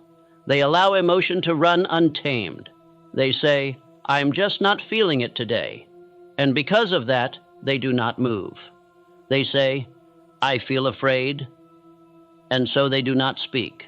They say, I feel doubtful. And so they do not begin. This is backwards. The man of mastery acts regardless of feeling. He does not wait to feel courage. He acts and feeling catches up. He does not wait to feel belief. He repeats the belief until the feeling is kindled. Emotion must be led, not followed.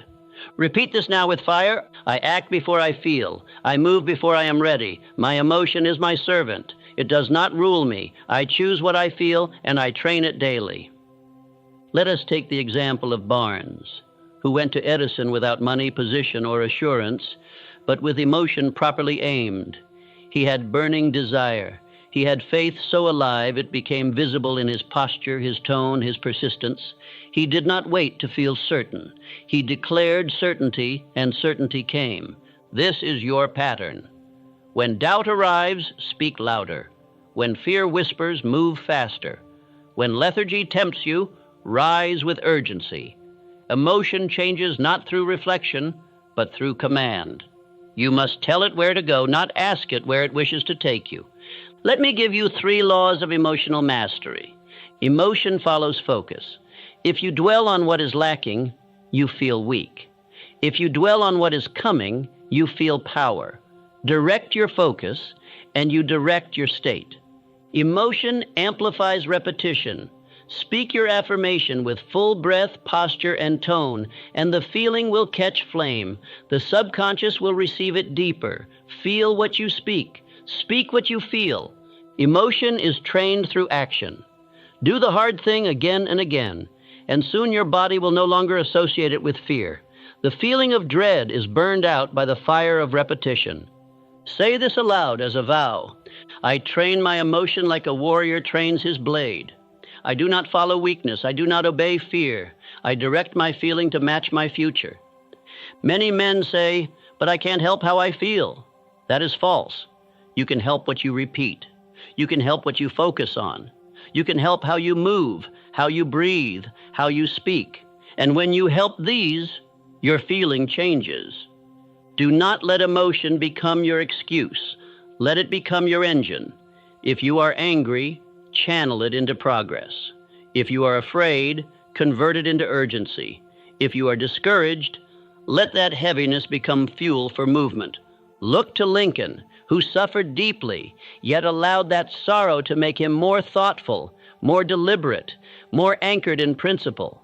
He did not allow pain to blind him. He allowed it to deepen his sense of responsibility. This is mastery. This is manhood. This is the trait of the uncommon few who rise. They are not without emotion. They are with commanded emotion. Emotion that serves aim. Emotion that bows to discipline. Repeat this aloud. I do not trust every feeling. I test it. I train it. I transform it. I rise in emotion that serves me, and I discard what weakens me. This is why I teach morning rituals, not because of mysticism, but because they train the feeling before the world has a chance to corrupt it. A man who repeats his aim, his affirmation, and his belief aloud each morning walks into the world already full. His emotion is set. His tone is aligned. His being is calibrated. If you do not set your emotion, the world will do it for you. And the world is not concerned with your greatness. You must become your own mental engineer. You must decide what to feel, how to feel it, and how long to feel it, then train your body and mind to obey. Final affirmation of this chapter, repeat now. I feel on purpose. I do not follow emotion. I form it. I do not wait for strength. I ignite it. My mind is captain. My emotion is crew. Chapter 15. Action is the proof of belief. You may say what you believe. You may write it on paper, declare it aloud, repeat it in silence, but until you act, it is not yours. Belief is not a whisper in the dark. Belief is the hand that moves. Belief is the step that walks. Belief is the decision that risks. And until you act on what you claim to believe, your mind will not accept it as truth. You may speak 1,000 affirmations, but if your hands are idle, your feet are still, your calendar remains blank, then those affirmations are empty rituals. The subconscious mind accepts belief through movement. Action is the final seal. Action makes it real. Say this aloud. My belief is proven by action. I do not wait. I do not ponder endlessly. I move. I act. I do. Understand this. The man who acts builds evidence, and evidence strengthens belief. Every time you act in alignment with your chief aim, you tell your subconscious, "This is who I am." Every small decision made in faith becomes a stone in the fortress of identity. Do not confuse thought for belief. Many men think, few act. Many wish, few building. Many affirm in private, yet flee the first opportunity to prove their belief through bold action. But belief without action is a seed thrown on stone. It cannot take root. Let me remind you of Ford. When he decided to create the V8 engine, every engineer told him it was impossible. But Ford didn't wait for agreement. He gave the order. He acted. He forced belief into the blueprint. That is the nature of one who believes. He acts as though his vision is already fact. So must you. If you believe in your purpose, then schedule it, build it, speak it aloud to others. Begin now, not next week. The subconscious watches closely. It notes when your actions match your affirmations. When they do, belief is deepened. When they don't, belief dissolves. Repeat this now. I act before the world approves. I act before conditions are perfect. My action is the signal that my belief is real. Do not wait for emotion to feel strong. Do not wait for motivation to be high. Do not wait for clarity to be complete. Act, and you will feel. Act, and you will find strength. Act, and clarity will come. Action cures doubt. Action silences fear. Action quiets the inner critic. It is not thought that silences anxiety, it is action. Thought may stir belief, but only doing forges it into your nervous system. You must take steps, make decisions, speak aloud, walk into the room, even when your mind trembles. This is why I command repetition in both speech and execution. When you say your affirmation, follow it with a move. If you say, "I am disciplined," then wake early and prove it. If you say, "I am courageous," then speak when it is hard. If you say, "I am a builder," then build today, not tomorrow. Repeat this with resolve. My belief lives in my calendar. My belief walks in my steps. My belief is shown by how I rise, how I speak, how I move. The man who waits to act until he feels worthy will never act. Worthiness is built through action. No man is ready at the beginning. No man begins with perfect faith, but the one who moves anyway. He is the one whose mind rewires. Let us look to Carnegie, who as a boy worked as a telegraph messenger. He did not wait for riches to behave with honor. He acted with excellence when no one watched. He carried himself with vision before others believed. And those actions, not just his thoughts, built a mind of dominion. That is your standard. You are not simply a speaker of new ideas. You are an executor of new identity. Let your belief touch the world. Let your footsteps speak for your declarations. Let your discipline carry your desires from the unseen into the visible. Say this again with boldness. I do not wait. I move. I act. I do. My belief is not hidden in theory. It is written in my behavior. Every day must contain proof. You must build a body of evidence. So when doubt comes, you can point to your deeds. When fear arrives, you can say, "I've already begun." When resistance appears, you can press forward on the strength of your own movement. This is how faith becomes permanent, through steps, through calls, through work, through forward motion, especially in the face of resistance. The man who acts when it is difficult becomes the man who cannot be stopped. Do not speak of your vision without building it. Do not recite your aim without aligning your steps. And do not say someday when you could say now. Let this be your commandment. Every day I prove my belief with action. I align my steps with my speech. I show the world my destiny through movement. Chapter 16, Control Attention, Control Identity. The man who controls his attention controls his identity. For attention is the gate through which all thought enters, and thought, repeated and emotionalized, becomes belief. Whatever you continually attend to, you eventually become. That is not mere philosophy, it is law. The majority of men drift because they do not guard their attention. They let their thoughts roam like animals in the street. Their minds are led by noise, by gossip, by trouble, by trifles. And because they do not direct their attention, their identity is shaped by accident. Repeat this now. I guard my attention as I guard my purpose. I choose what I think. I decide what I dwell upon. I am not a victim of thought. I am the master of it. If you dwell on past mistakes, you strengthen failure. If you focus on fears, you deepen them. If you rehearse petty insults, you shrink. If you attend to every opinion, you become blurred. But if you fix your mind on your chief aim, you sharpen into a man of power. Controlled attention is the very weapon by which you defeat drift. When the mind strays, you pull it back. When fear rises, you focus on faith. When distractions tempt, you return to your aim. When emotion floods, you anchor in repetition. This is not mere discipline. It is the work of becoming. Say this aloud. I bring my thoughts under command. I do not feed fear.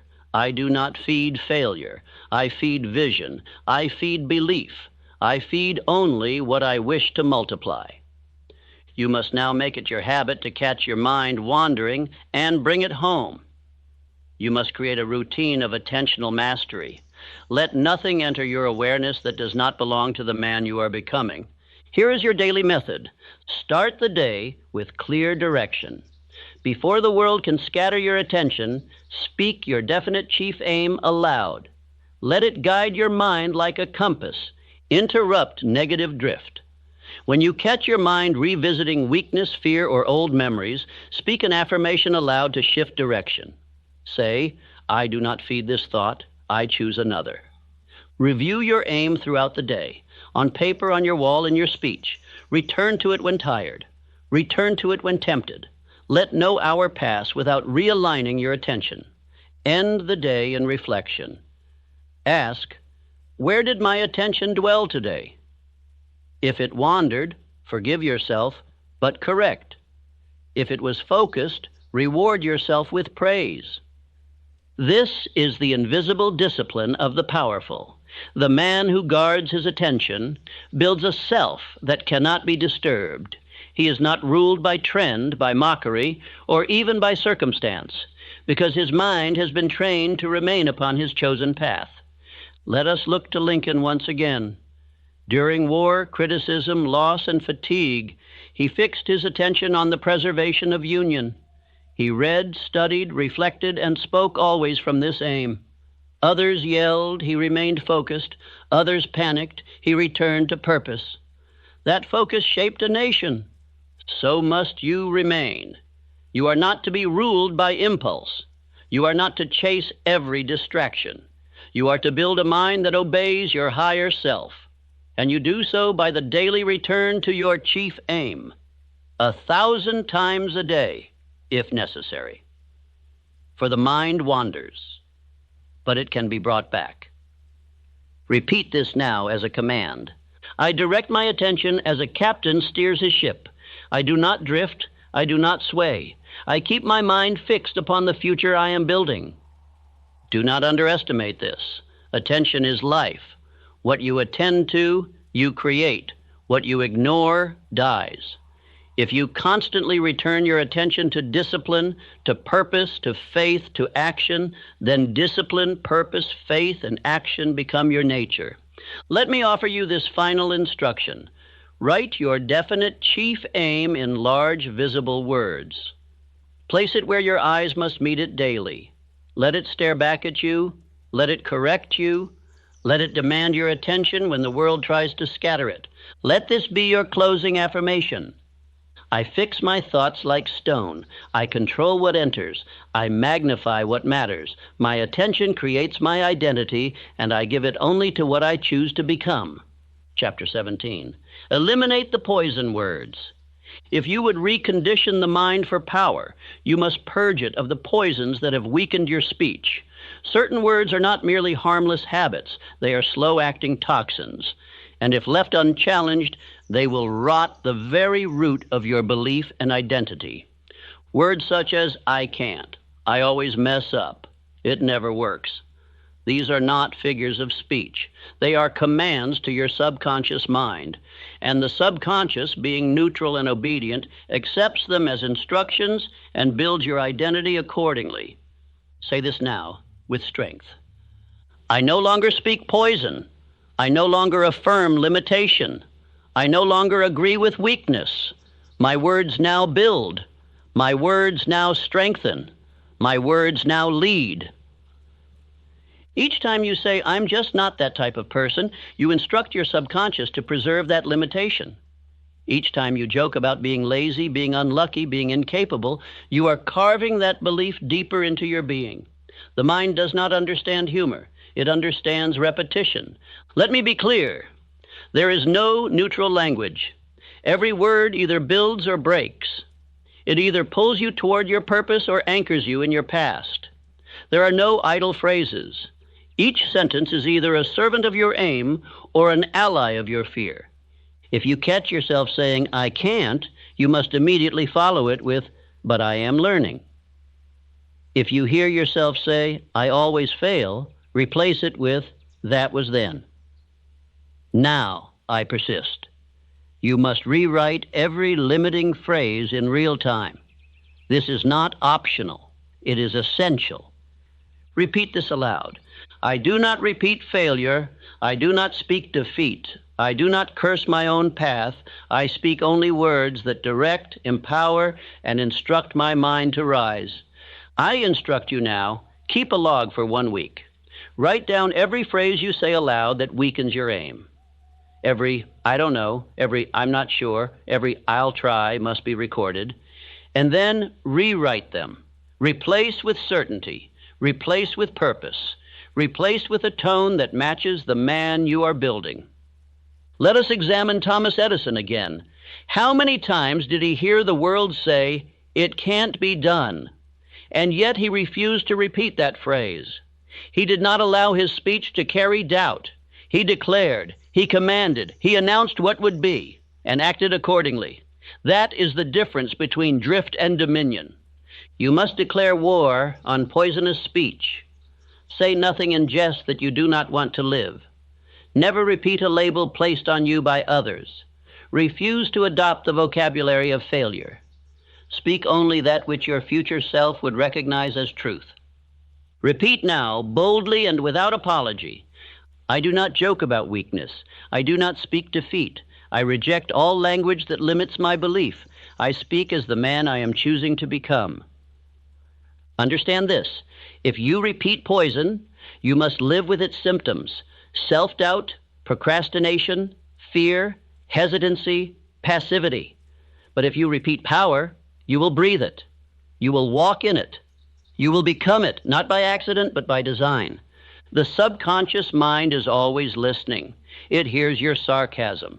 It hears your mockery. It hears your phrases of failure, even when spoken casually, and it acts on them. It takes your words as blueprints. You must give it only what you want built. Let us return to the law of substitution. If you catch yourself saying, I'm not good with people, substitute it with, I am learning to speak with confidence. If you say, I always quit, replace it with, I am now the man who finishes what he begins. This is mental alchemy. This is the work. Repeat this command. I substitute poison with power. I replace sarcasm with strength. I eliminate every phrase that weakens my aim. My language is now aligned with success. Do not underestimate this practice. One phrase repeated in error for years can chain a man. One word spoken over and over becomes law in the mind. And until it is replaced, the chain remains. But once replaced, repeated daily, declared with faith, it becomes the new command, the new self, the new destiny. Let your every sentence now be weighed. Does this phrase build or weaken? Does it reflect fear or faith? Is it spoken by the man I was or the man I am becoming? And if the answer condemns it, cast it out, replace it, rewrite your tongue, and you will rewrite your identity. Final affirmation. Say it aloud. My words now serve my destiny. I speak nothing that poisons. I declare only that which builds. My tongue is my tool of creation, and I wield it with precision. Chapter 18, Repetition Creates Rhythm.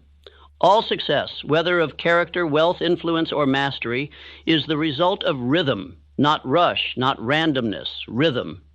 The silent pattern of repetition carried out with purpose until it becomes law in the subconscious and order in the visible world. Understand this well. Habit is rhythm made permanent, and habit begins in thought. Thought repeated becomes belief. Belief expressed becomes behavior, and behavior continued becomes rhythm. It is this rhythm that governs the man, either as a servant to his aim or a slave to his drift. Repeat this now with certainty. I build my life through rhythm. I repeat only what I want to keep. I train my mind through the daily return to purpose. The subconscious mind is influenced most deeply not by brilliance, but by repetition. It accepts what it hears often, especially when spoken with emotion. If you repeat weakness, it becomes rhythm. If you repeat discipline, that too becomes rhythm. It is through this repetition that men program either defeat or dominion. Most do so unconsciously. They allow the environment to dictate what they hear, read, say, and believe. They allow the television, the gossip, the complaint, the sarcasm, and those rhythms are planted without resistance. But the man who rises to the heights of success plants his own rhythm. He chooses what to repeat. He chooses what to hear. He chooses what to say aloud each day. And through this deliberate repetition, he creates a current too strong for failure to survive in. Let me give you the formula. Speak your definite chief aim aloud twice daily. Do not mumble it. Do not merely recite it. Declare it. Let your voice carry the weight of belief. Let your body feel it. Repeat your affirmations aloud, morning and night. Choose words that match the identity you are building. I am the man who executes. I am the man who commands attention. I am the man who finishes. Visualize with rhythm. Set a time each day to close your eyes and see the man you are becoming. See him move, speak, build, and command. The mind will begin to carve this image deeper with every repetition. Act with rhythm. Your calendar must reflect your identity. The man who acts only when inspired has no rhythm. The man who acts by schedule, he is creating order within chaos. Repeat this now.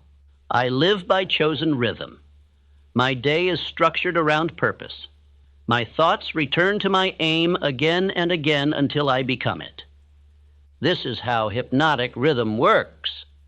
It is the silent current that carries a man forward or drags him downward. Most men are pulled into a rhythm of doubt, delay, indecision, complaint. But the builder of a new identity chooses his own beat. He becomes immune to distraction because he is tuned to a deeper pulse, the pulse of decision. Let us remember Andrew Carnegie. Before steel became his empire, he lived in rhythm. He read the same principles over and over.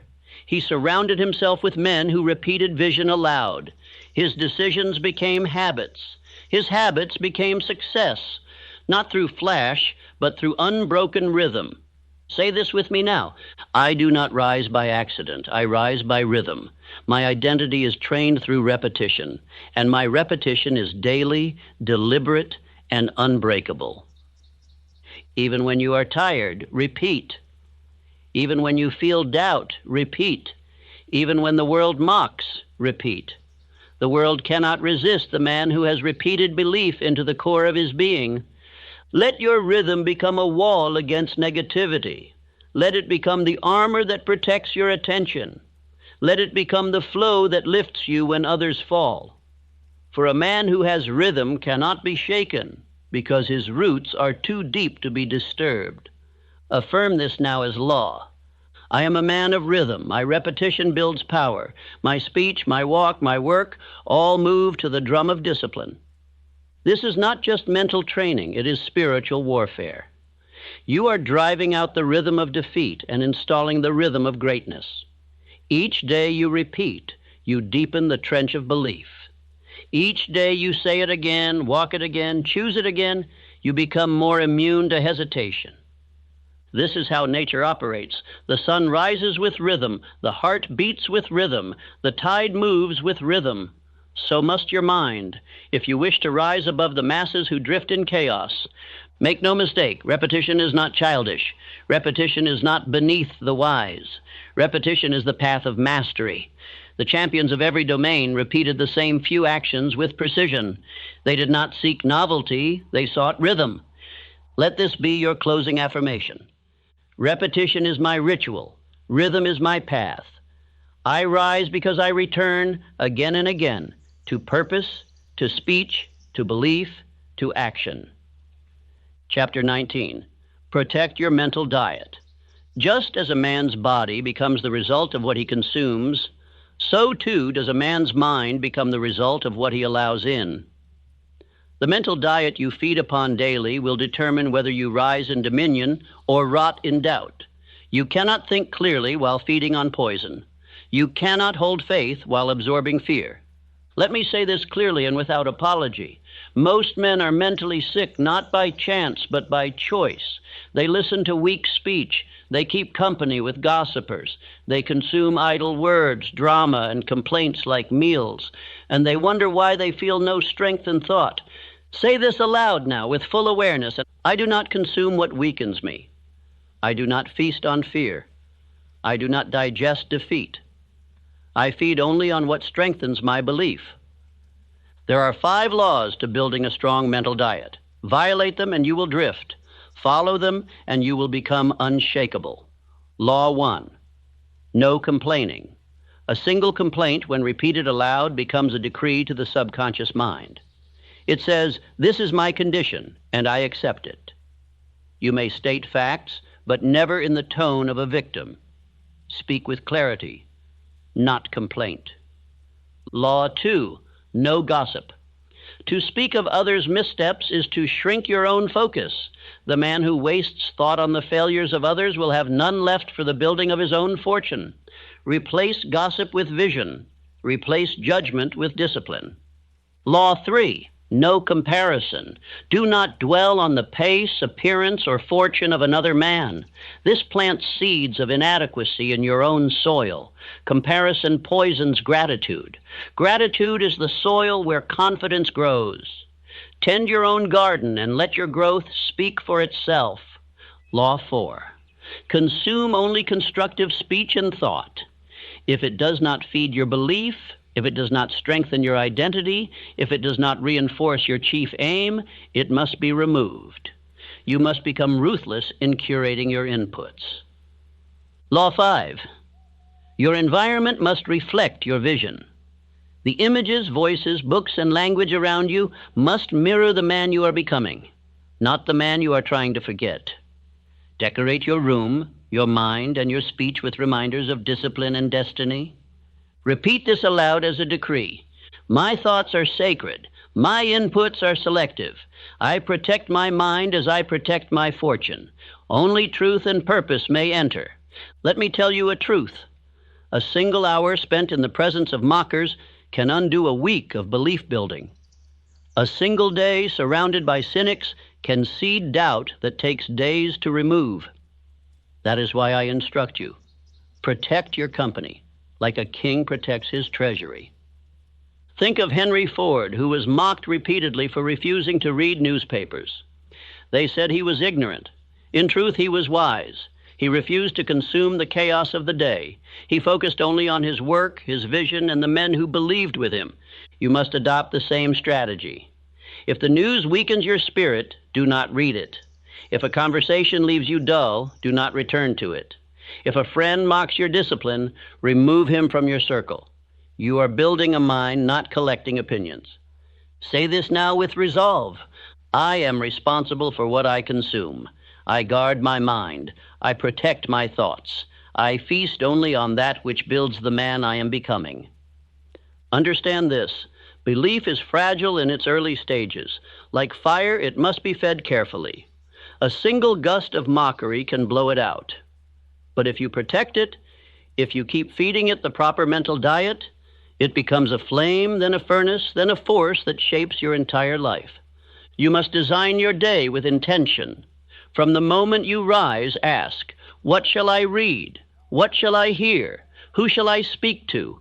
What will I allow into my inner world? This is not paranoia. It is preparation. The man who guards his inner life becomes master of his outer world. Let us remember Abraham Lincoln, who, during times of great national pressure, sought solitude not with idle conversation, but with the scriptures, with speeches, with writings that reminded him of purpose. He fed himself only what sustained strength.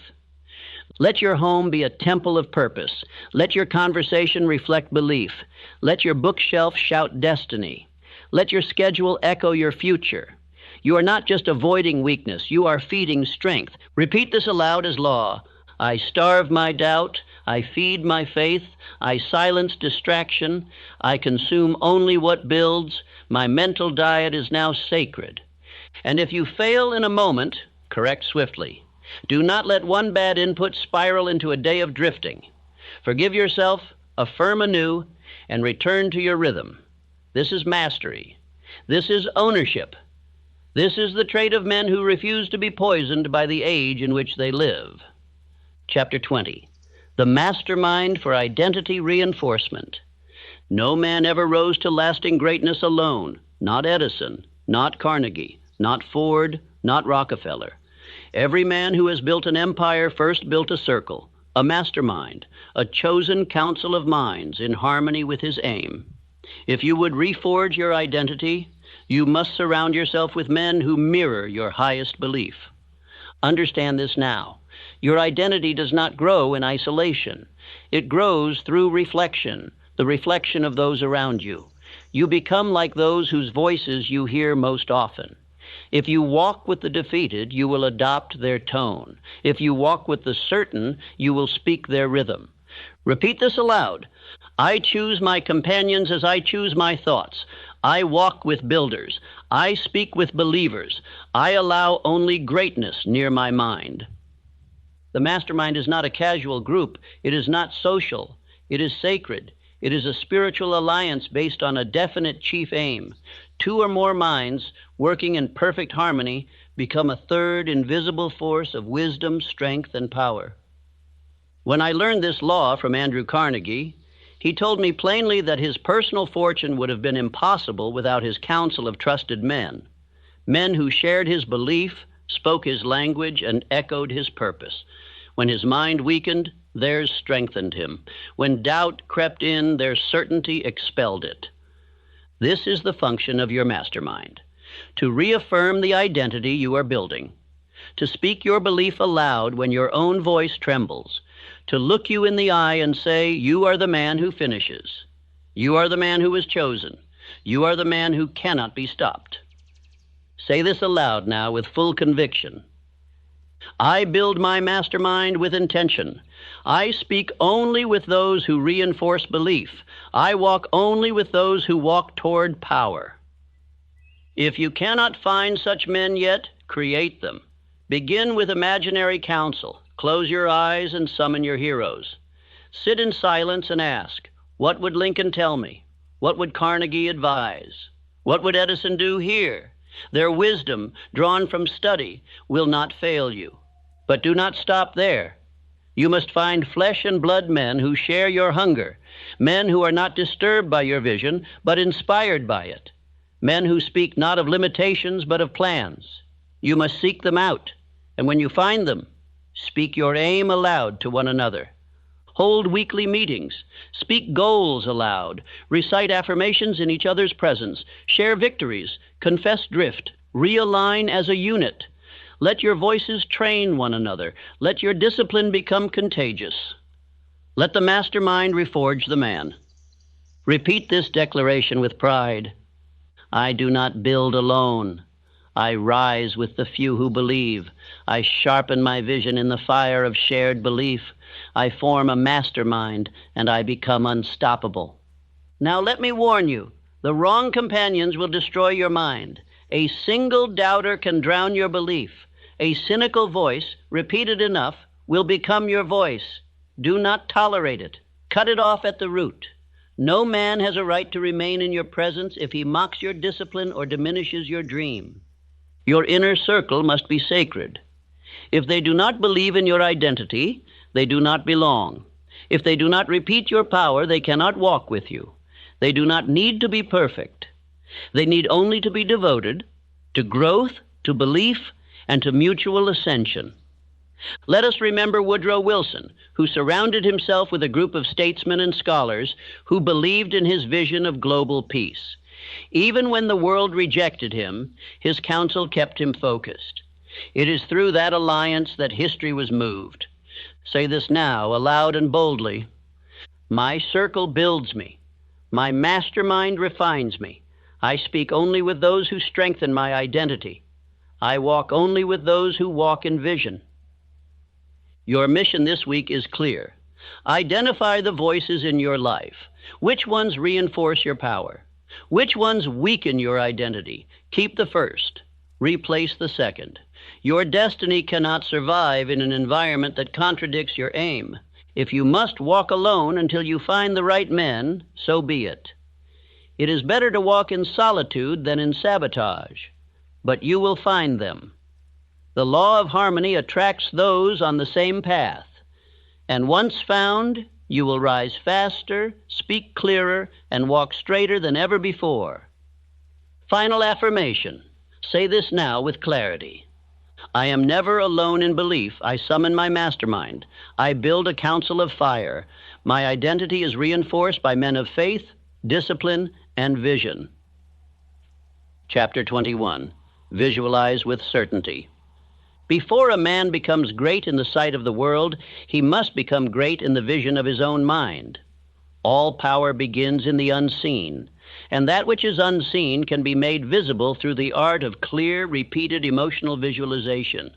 Not vague daydreaming, but organized imagery, felt and believed with all the force of faith. You must train yourself to see with clarity, not as a child dreams, but as a commander plans. You must see the man you intend to become in precise detail. See how he walks, see where he works, hear how he speaks, feel the weight of his presence in every room, until your inner image becomes so definite the world has no choice but to yield to it. Say this aloud. I see the man I am becoming. I hold his image in my mind. I walk with his posture, speak with his voice, decide with his certainty. Visualization is not idle fancy. It is preparation. It is rehearsal. The subconscious mind does not know the difference between imagined and real when the emotion is strong. If you see yourself failing, it prepares you to fall. But if you see yourself succeeding again and again, it begins to move all forces to bring that vision to life. Let us examine the method. Set aside 10 minutes daily to visualize. Close your eyes. Remove all distraction. Let your breathing slow. See yourself as already having achieved your definite chief aim. Engage every sense. Where are you? What are you wearing? What can you hear? Who is with you? What are you saying? What does success feel like in your chest? Emotionalize the image. Do not merely watch. Enter the image. Speak aloud. Smile. Nod. Move as if it is present, for in your mind it is. Conclude with repetition of your aim. Let the vision and the spoken word combine, image and sound forming belief. Repeat now with fire. I see it. I feel it. I believe it. My mind accepts this vision as truth, and because I believe it, I will act on it until it is done. Let us look to Henry Ford, who, long before his assembly line was functional, could see the machine. He saw it not once, but every day. He saw the moving belts, the rows of workers, the rapid flow of construction. And because he saw it, his mind worked toward it, even when others called it madness. This is not mysticism. It is organized thought directed by will. What the mind sees and believes, it seeks to fulfill. And the clearer the image, the greater the will to act. The greater the will to act, the more energy the subconscious devotes to realization. Let me speak plainly. If you do not see yourself victorious, you will never move like a victor. If you do not feel the man you are becoming, you will act as the man you were. Identity follows image. Action follows imagination. And imagination must be practiced like a skill. Repeat this with precision. I do not guess who I am. I see him. I know him. I walk into every room already aligned with the man I intend to become. Now be warned. You must not visualize vaguely. Do not say, I want to be successful. Say, I see myself speaking before 1,000. I see my business commanding wealth. I see my family honored. I see my words changing lives. Detail brings power, and repetition brings certainty. You must not visualize once and forget it. You must return to the image again and again until it becomes as familiar as your reflection. The more you visit the vision, the more your mind accepts it as home, and once the mind accepts it, your behavior will begin to match it. This is why every night before sleep you must rehearse your vision, for in sleep the subconscious becomes most impressionable. Feed it the image of your triumph. Let it work on that vision while you rest. Do this for 30 days and watch how your tone changes, your posture changes. Your friends notice something new. Say this aloud as command. I train my inner eye. I visualize with precision. I emotionalize my success. My mind moves to fulfill the picture I have painted. Now let us remember Abraham Lincoln, who, though born in obscurity, always imagined himself a man of dignity, principle, and national influence. He held this picture long before he held any title. And because he held it, he moved toward it. His voice changed. His decisions matured. He became the man his vision demanded. So must you.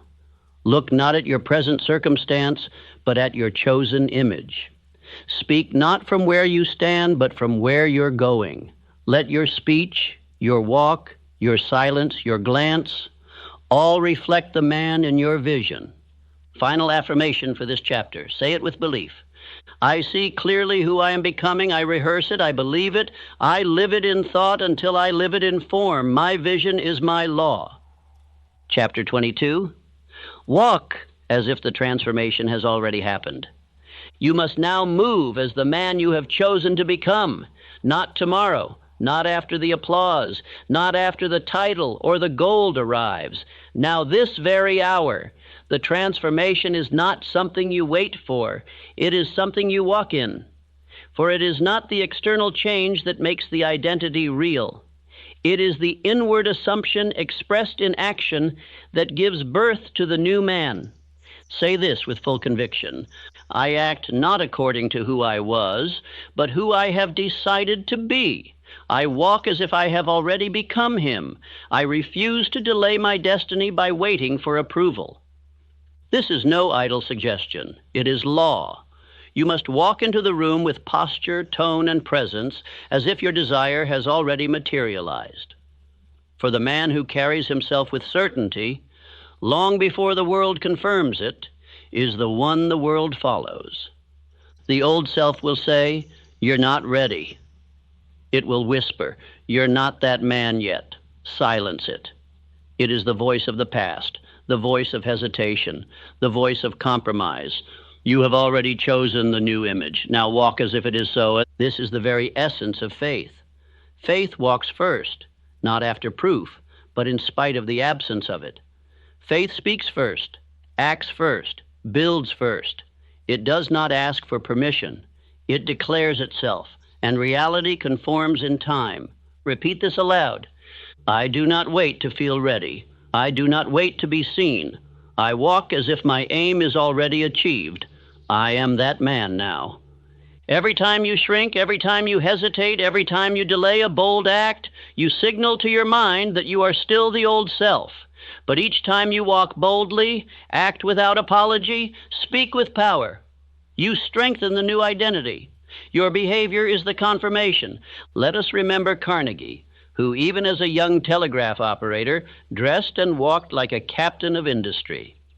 He did not wait until his fortune was secure. He assumed the identity in his bearing, his manner, and his tone. and it was that identity that pulled him forward into leadership. You must do the same. Begin carrying yourself as if the transformation is complete. Dress as if your standards are already elevated. Speak as if your words matter. Make decisions as if your time is precious. Refuse to speak the language of the man you used to be. That identity has no authority here. Say it again now with strength. I act in the authority of my future. I carry myself in the certainty of who I have chosen to be. My transformation is now because I walk in it. Even in silence, your energy must speak it. You must sit with dignity, work with order, move with intention, not as a mimic, but as the embodiment of a vision repeated, emotionalized, and accepted. This is not arrogance. It is alignment. You are not pretending. You are obeying the image implanted in your subconscious through weeks and months of repetition.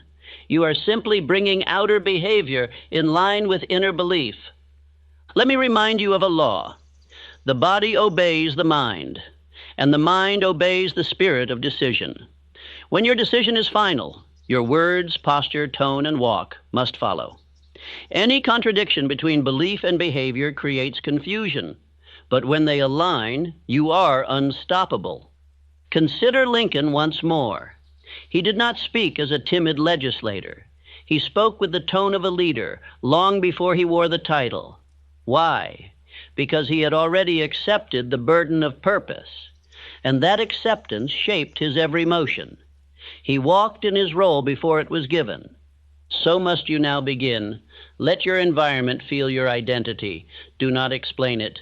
Do not defend it. Simply carry it. If the world does not yet recognize your worth, so be it. It will. It must. For no man can walk in conviction daily and be denied forever. Affirm aloud now. I am the man I have chosen to be. I dress, speak, walk, and build according to that man. My outer life is catching up to my inner identity. You must not wait for applause to act like a leader. You must not wait for riches to carry yourself with wealth. You must not wait for the title to speak with dignity. The act of walking in identity is what draws the reward, not the other way around.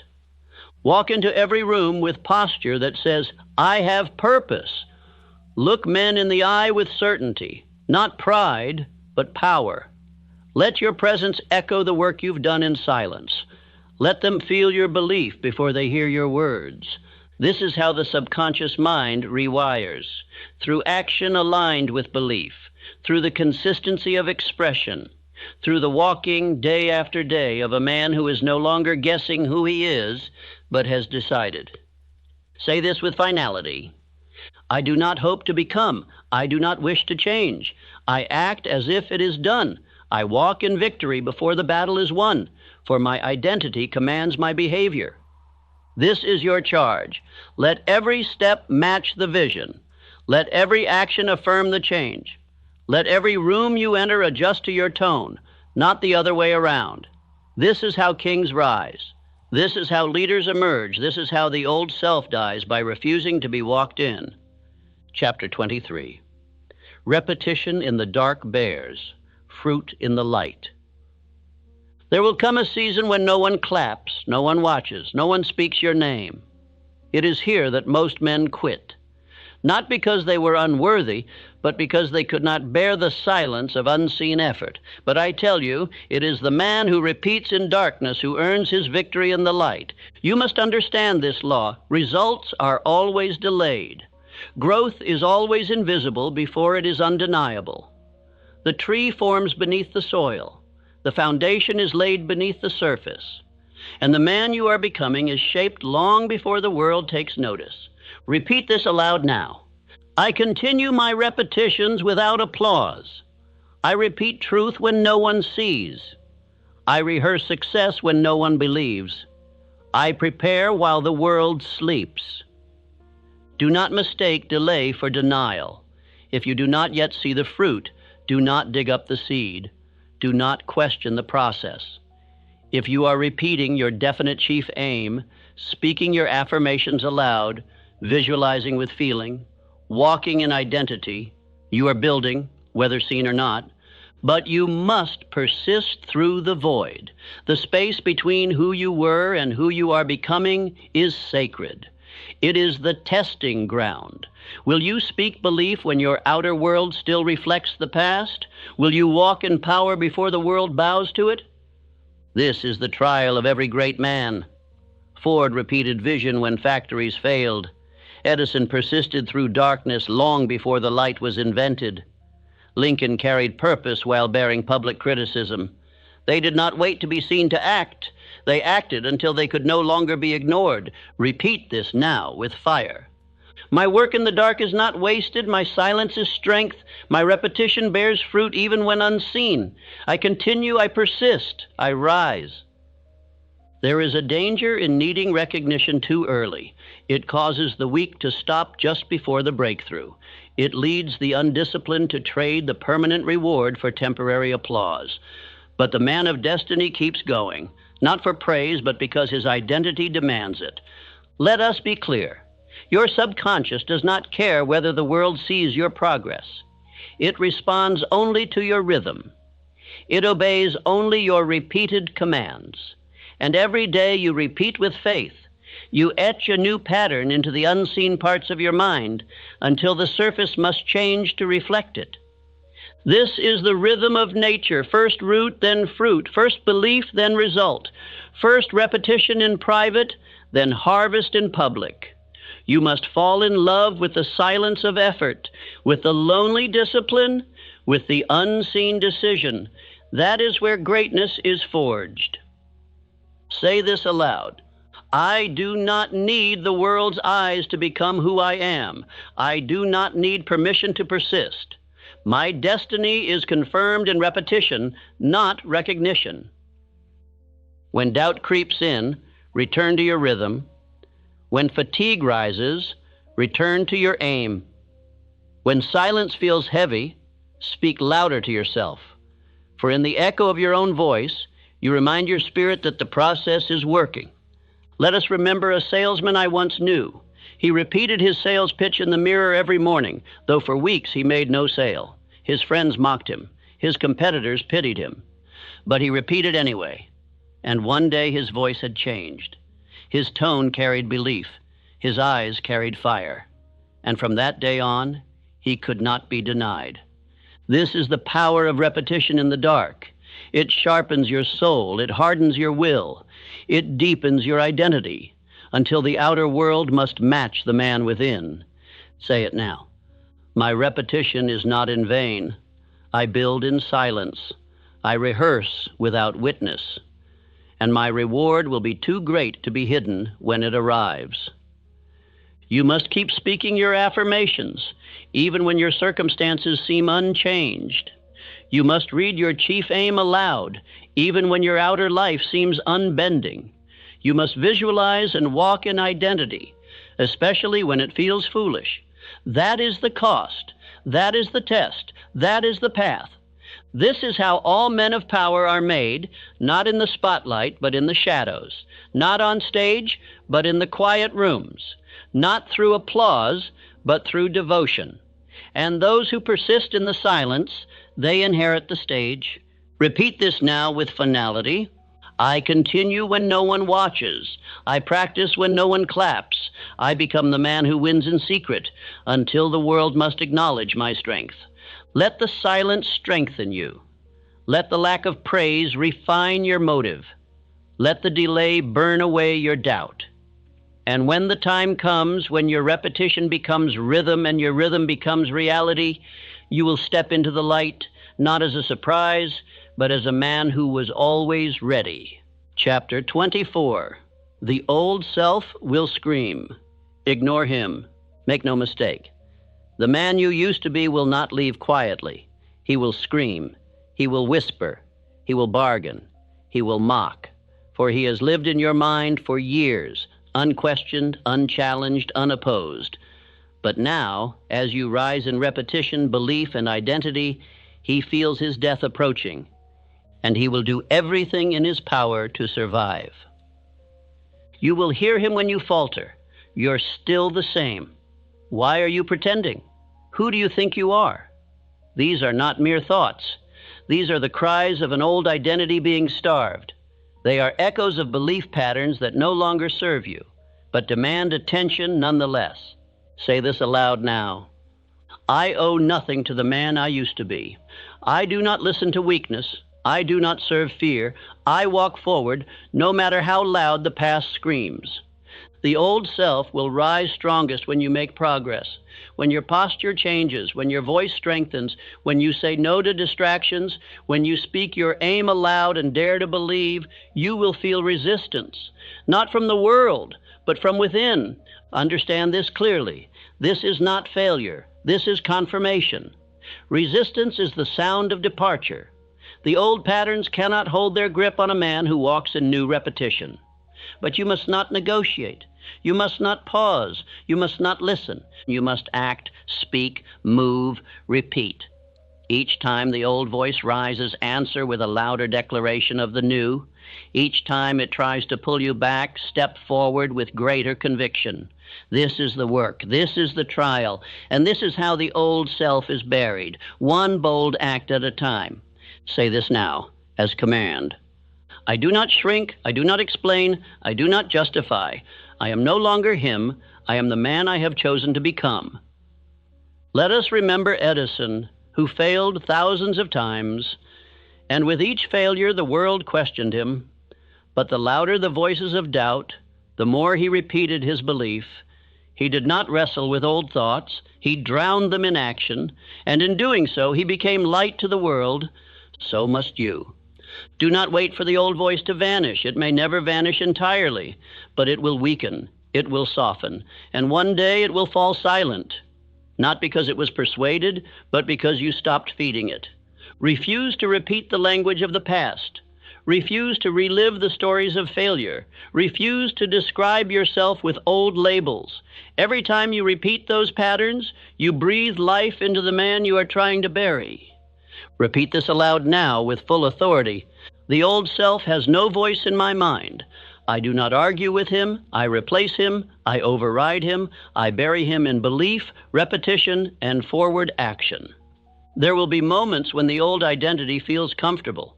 You will be tempted to go back to old habits, old excuses, old company. But remember, comfort is the food of failure. Growth is not quiet. Be willing to endure the noise of transformation. Let your new affirmations be louder. Let your new decisions be firmer. Let your walk be faster. Let your tone be sharper. Let your faith be deeper. The man who repeats truth more often than he once repeated lies, he becomes new completely. Do not look for applause in this process. There may be none, but look for progress. And when you find it, double your repetition. Repeat this as law. I move faster than my fear. I speak louder than my doubt. I live more boldly than my past. The old self is already buried beneath my new rhythm. There is no use reasoning with weakness. It must be replaced. Every word of fear must be silenced by a word of faith. Every hesitation must be buried in action. Every comparison must be shattered with focused repetition of your chief aim. Let us recall Lincoln, who was mocked, doubted, and torn apart by critics. But he did not argue with them. He held steady to his belief. He buried their noise beneath the quiet certainty of his purpose, and that stillness became his power. So must you adopt stillness of mind and movement of purpose. Do not respond to old temptations. Do not react to old fears. Return to your affirmations. Return to your definite chief aim. Return to your visualization, and in doing so, you will rise. Say this now and mean it. I do not fear the voice of the old. I silence it through faith. I outgrow it through repetition. I override it through action. I am becoming unstoppable. The old self will scream, but it cannot survive without your agreement. Deny it, refute it, ignore it, replace it, and the world will never again confuse you with the man you once were. Chapter 25.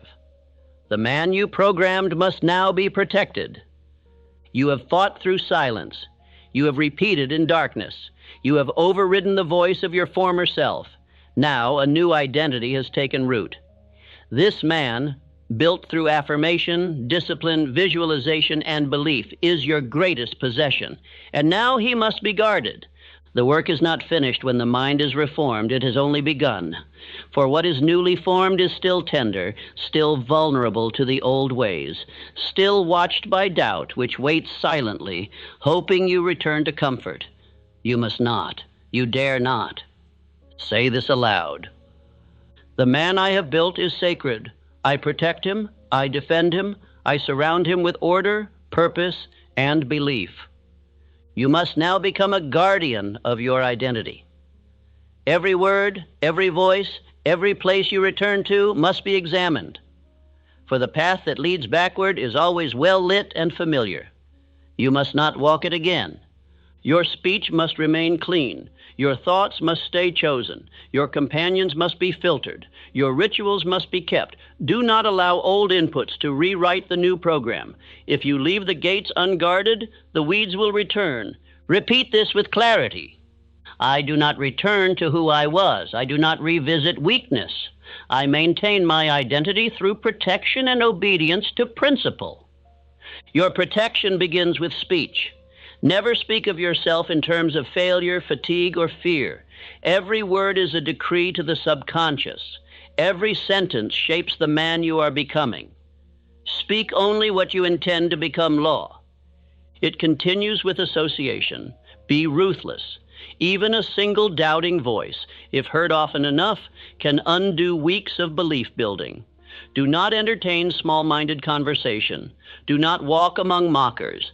They do not see the man you are. They only remember the man you were. Let us remember Ford, who famously said, "If you think you can or think you can't, you are right." But more importantly, he surrounded himself only with those who thought he could. He did not allow the world's fear to enter his counsel.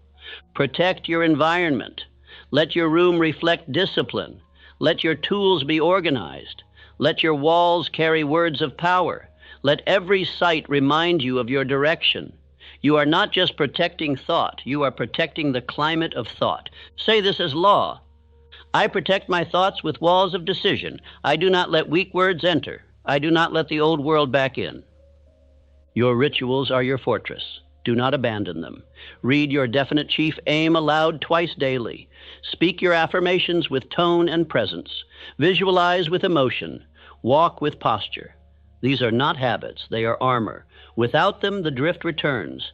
Do not be casual. Do not become comfortable. Comfort is the enemy of continued belief. You must remain vigilant. The man you have become was not built in ease. It was built in obedience, in repetition, in sacrifice. It must be maintained with the same force. Let us recall Carnegie, who did not relax when he rose. He increased his standards. He refined his counsel. He doubled down on focus. He knew that what is not protected is always reclaimed by mediocrity. Say it aloud now. I rise with my eyes open. I do not relax in belief. I guard my identity like treasure. I preserve my growth with discipline. The world will test you. It will send old friends, old doubts, old failures in new disguises.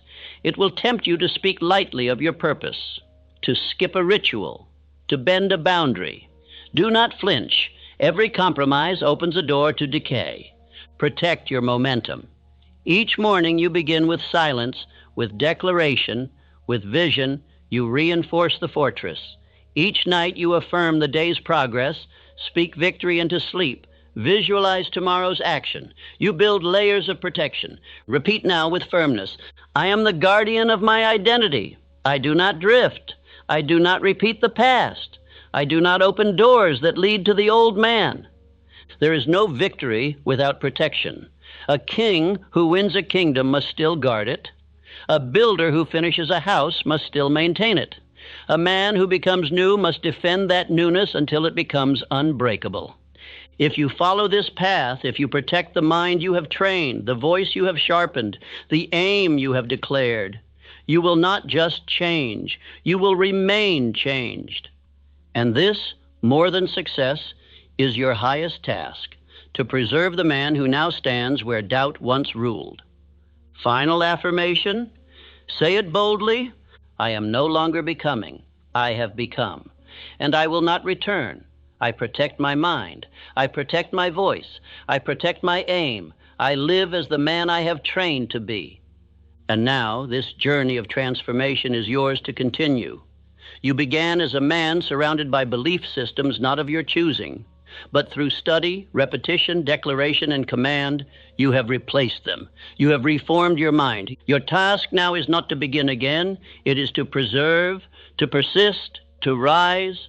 And the man who guards his thoughts with the same fire he once used to break free, he shall not fall.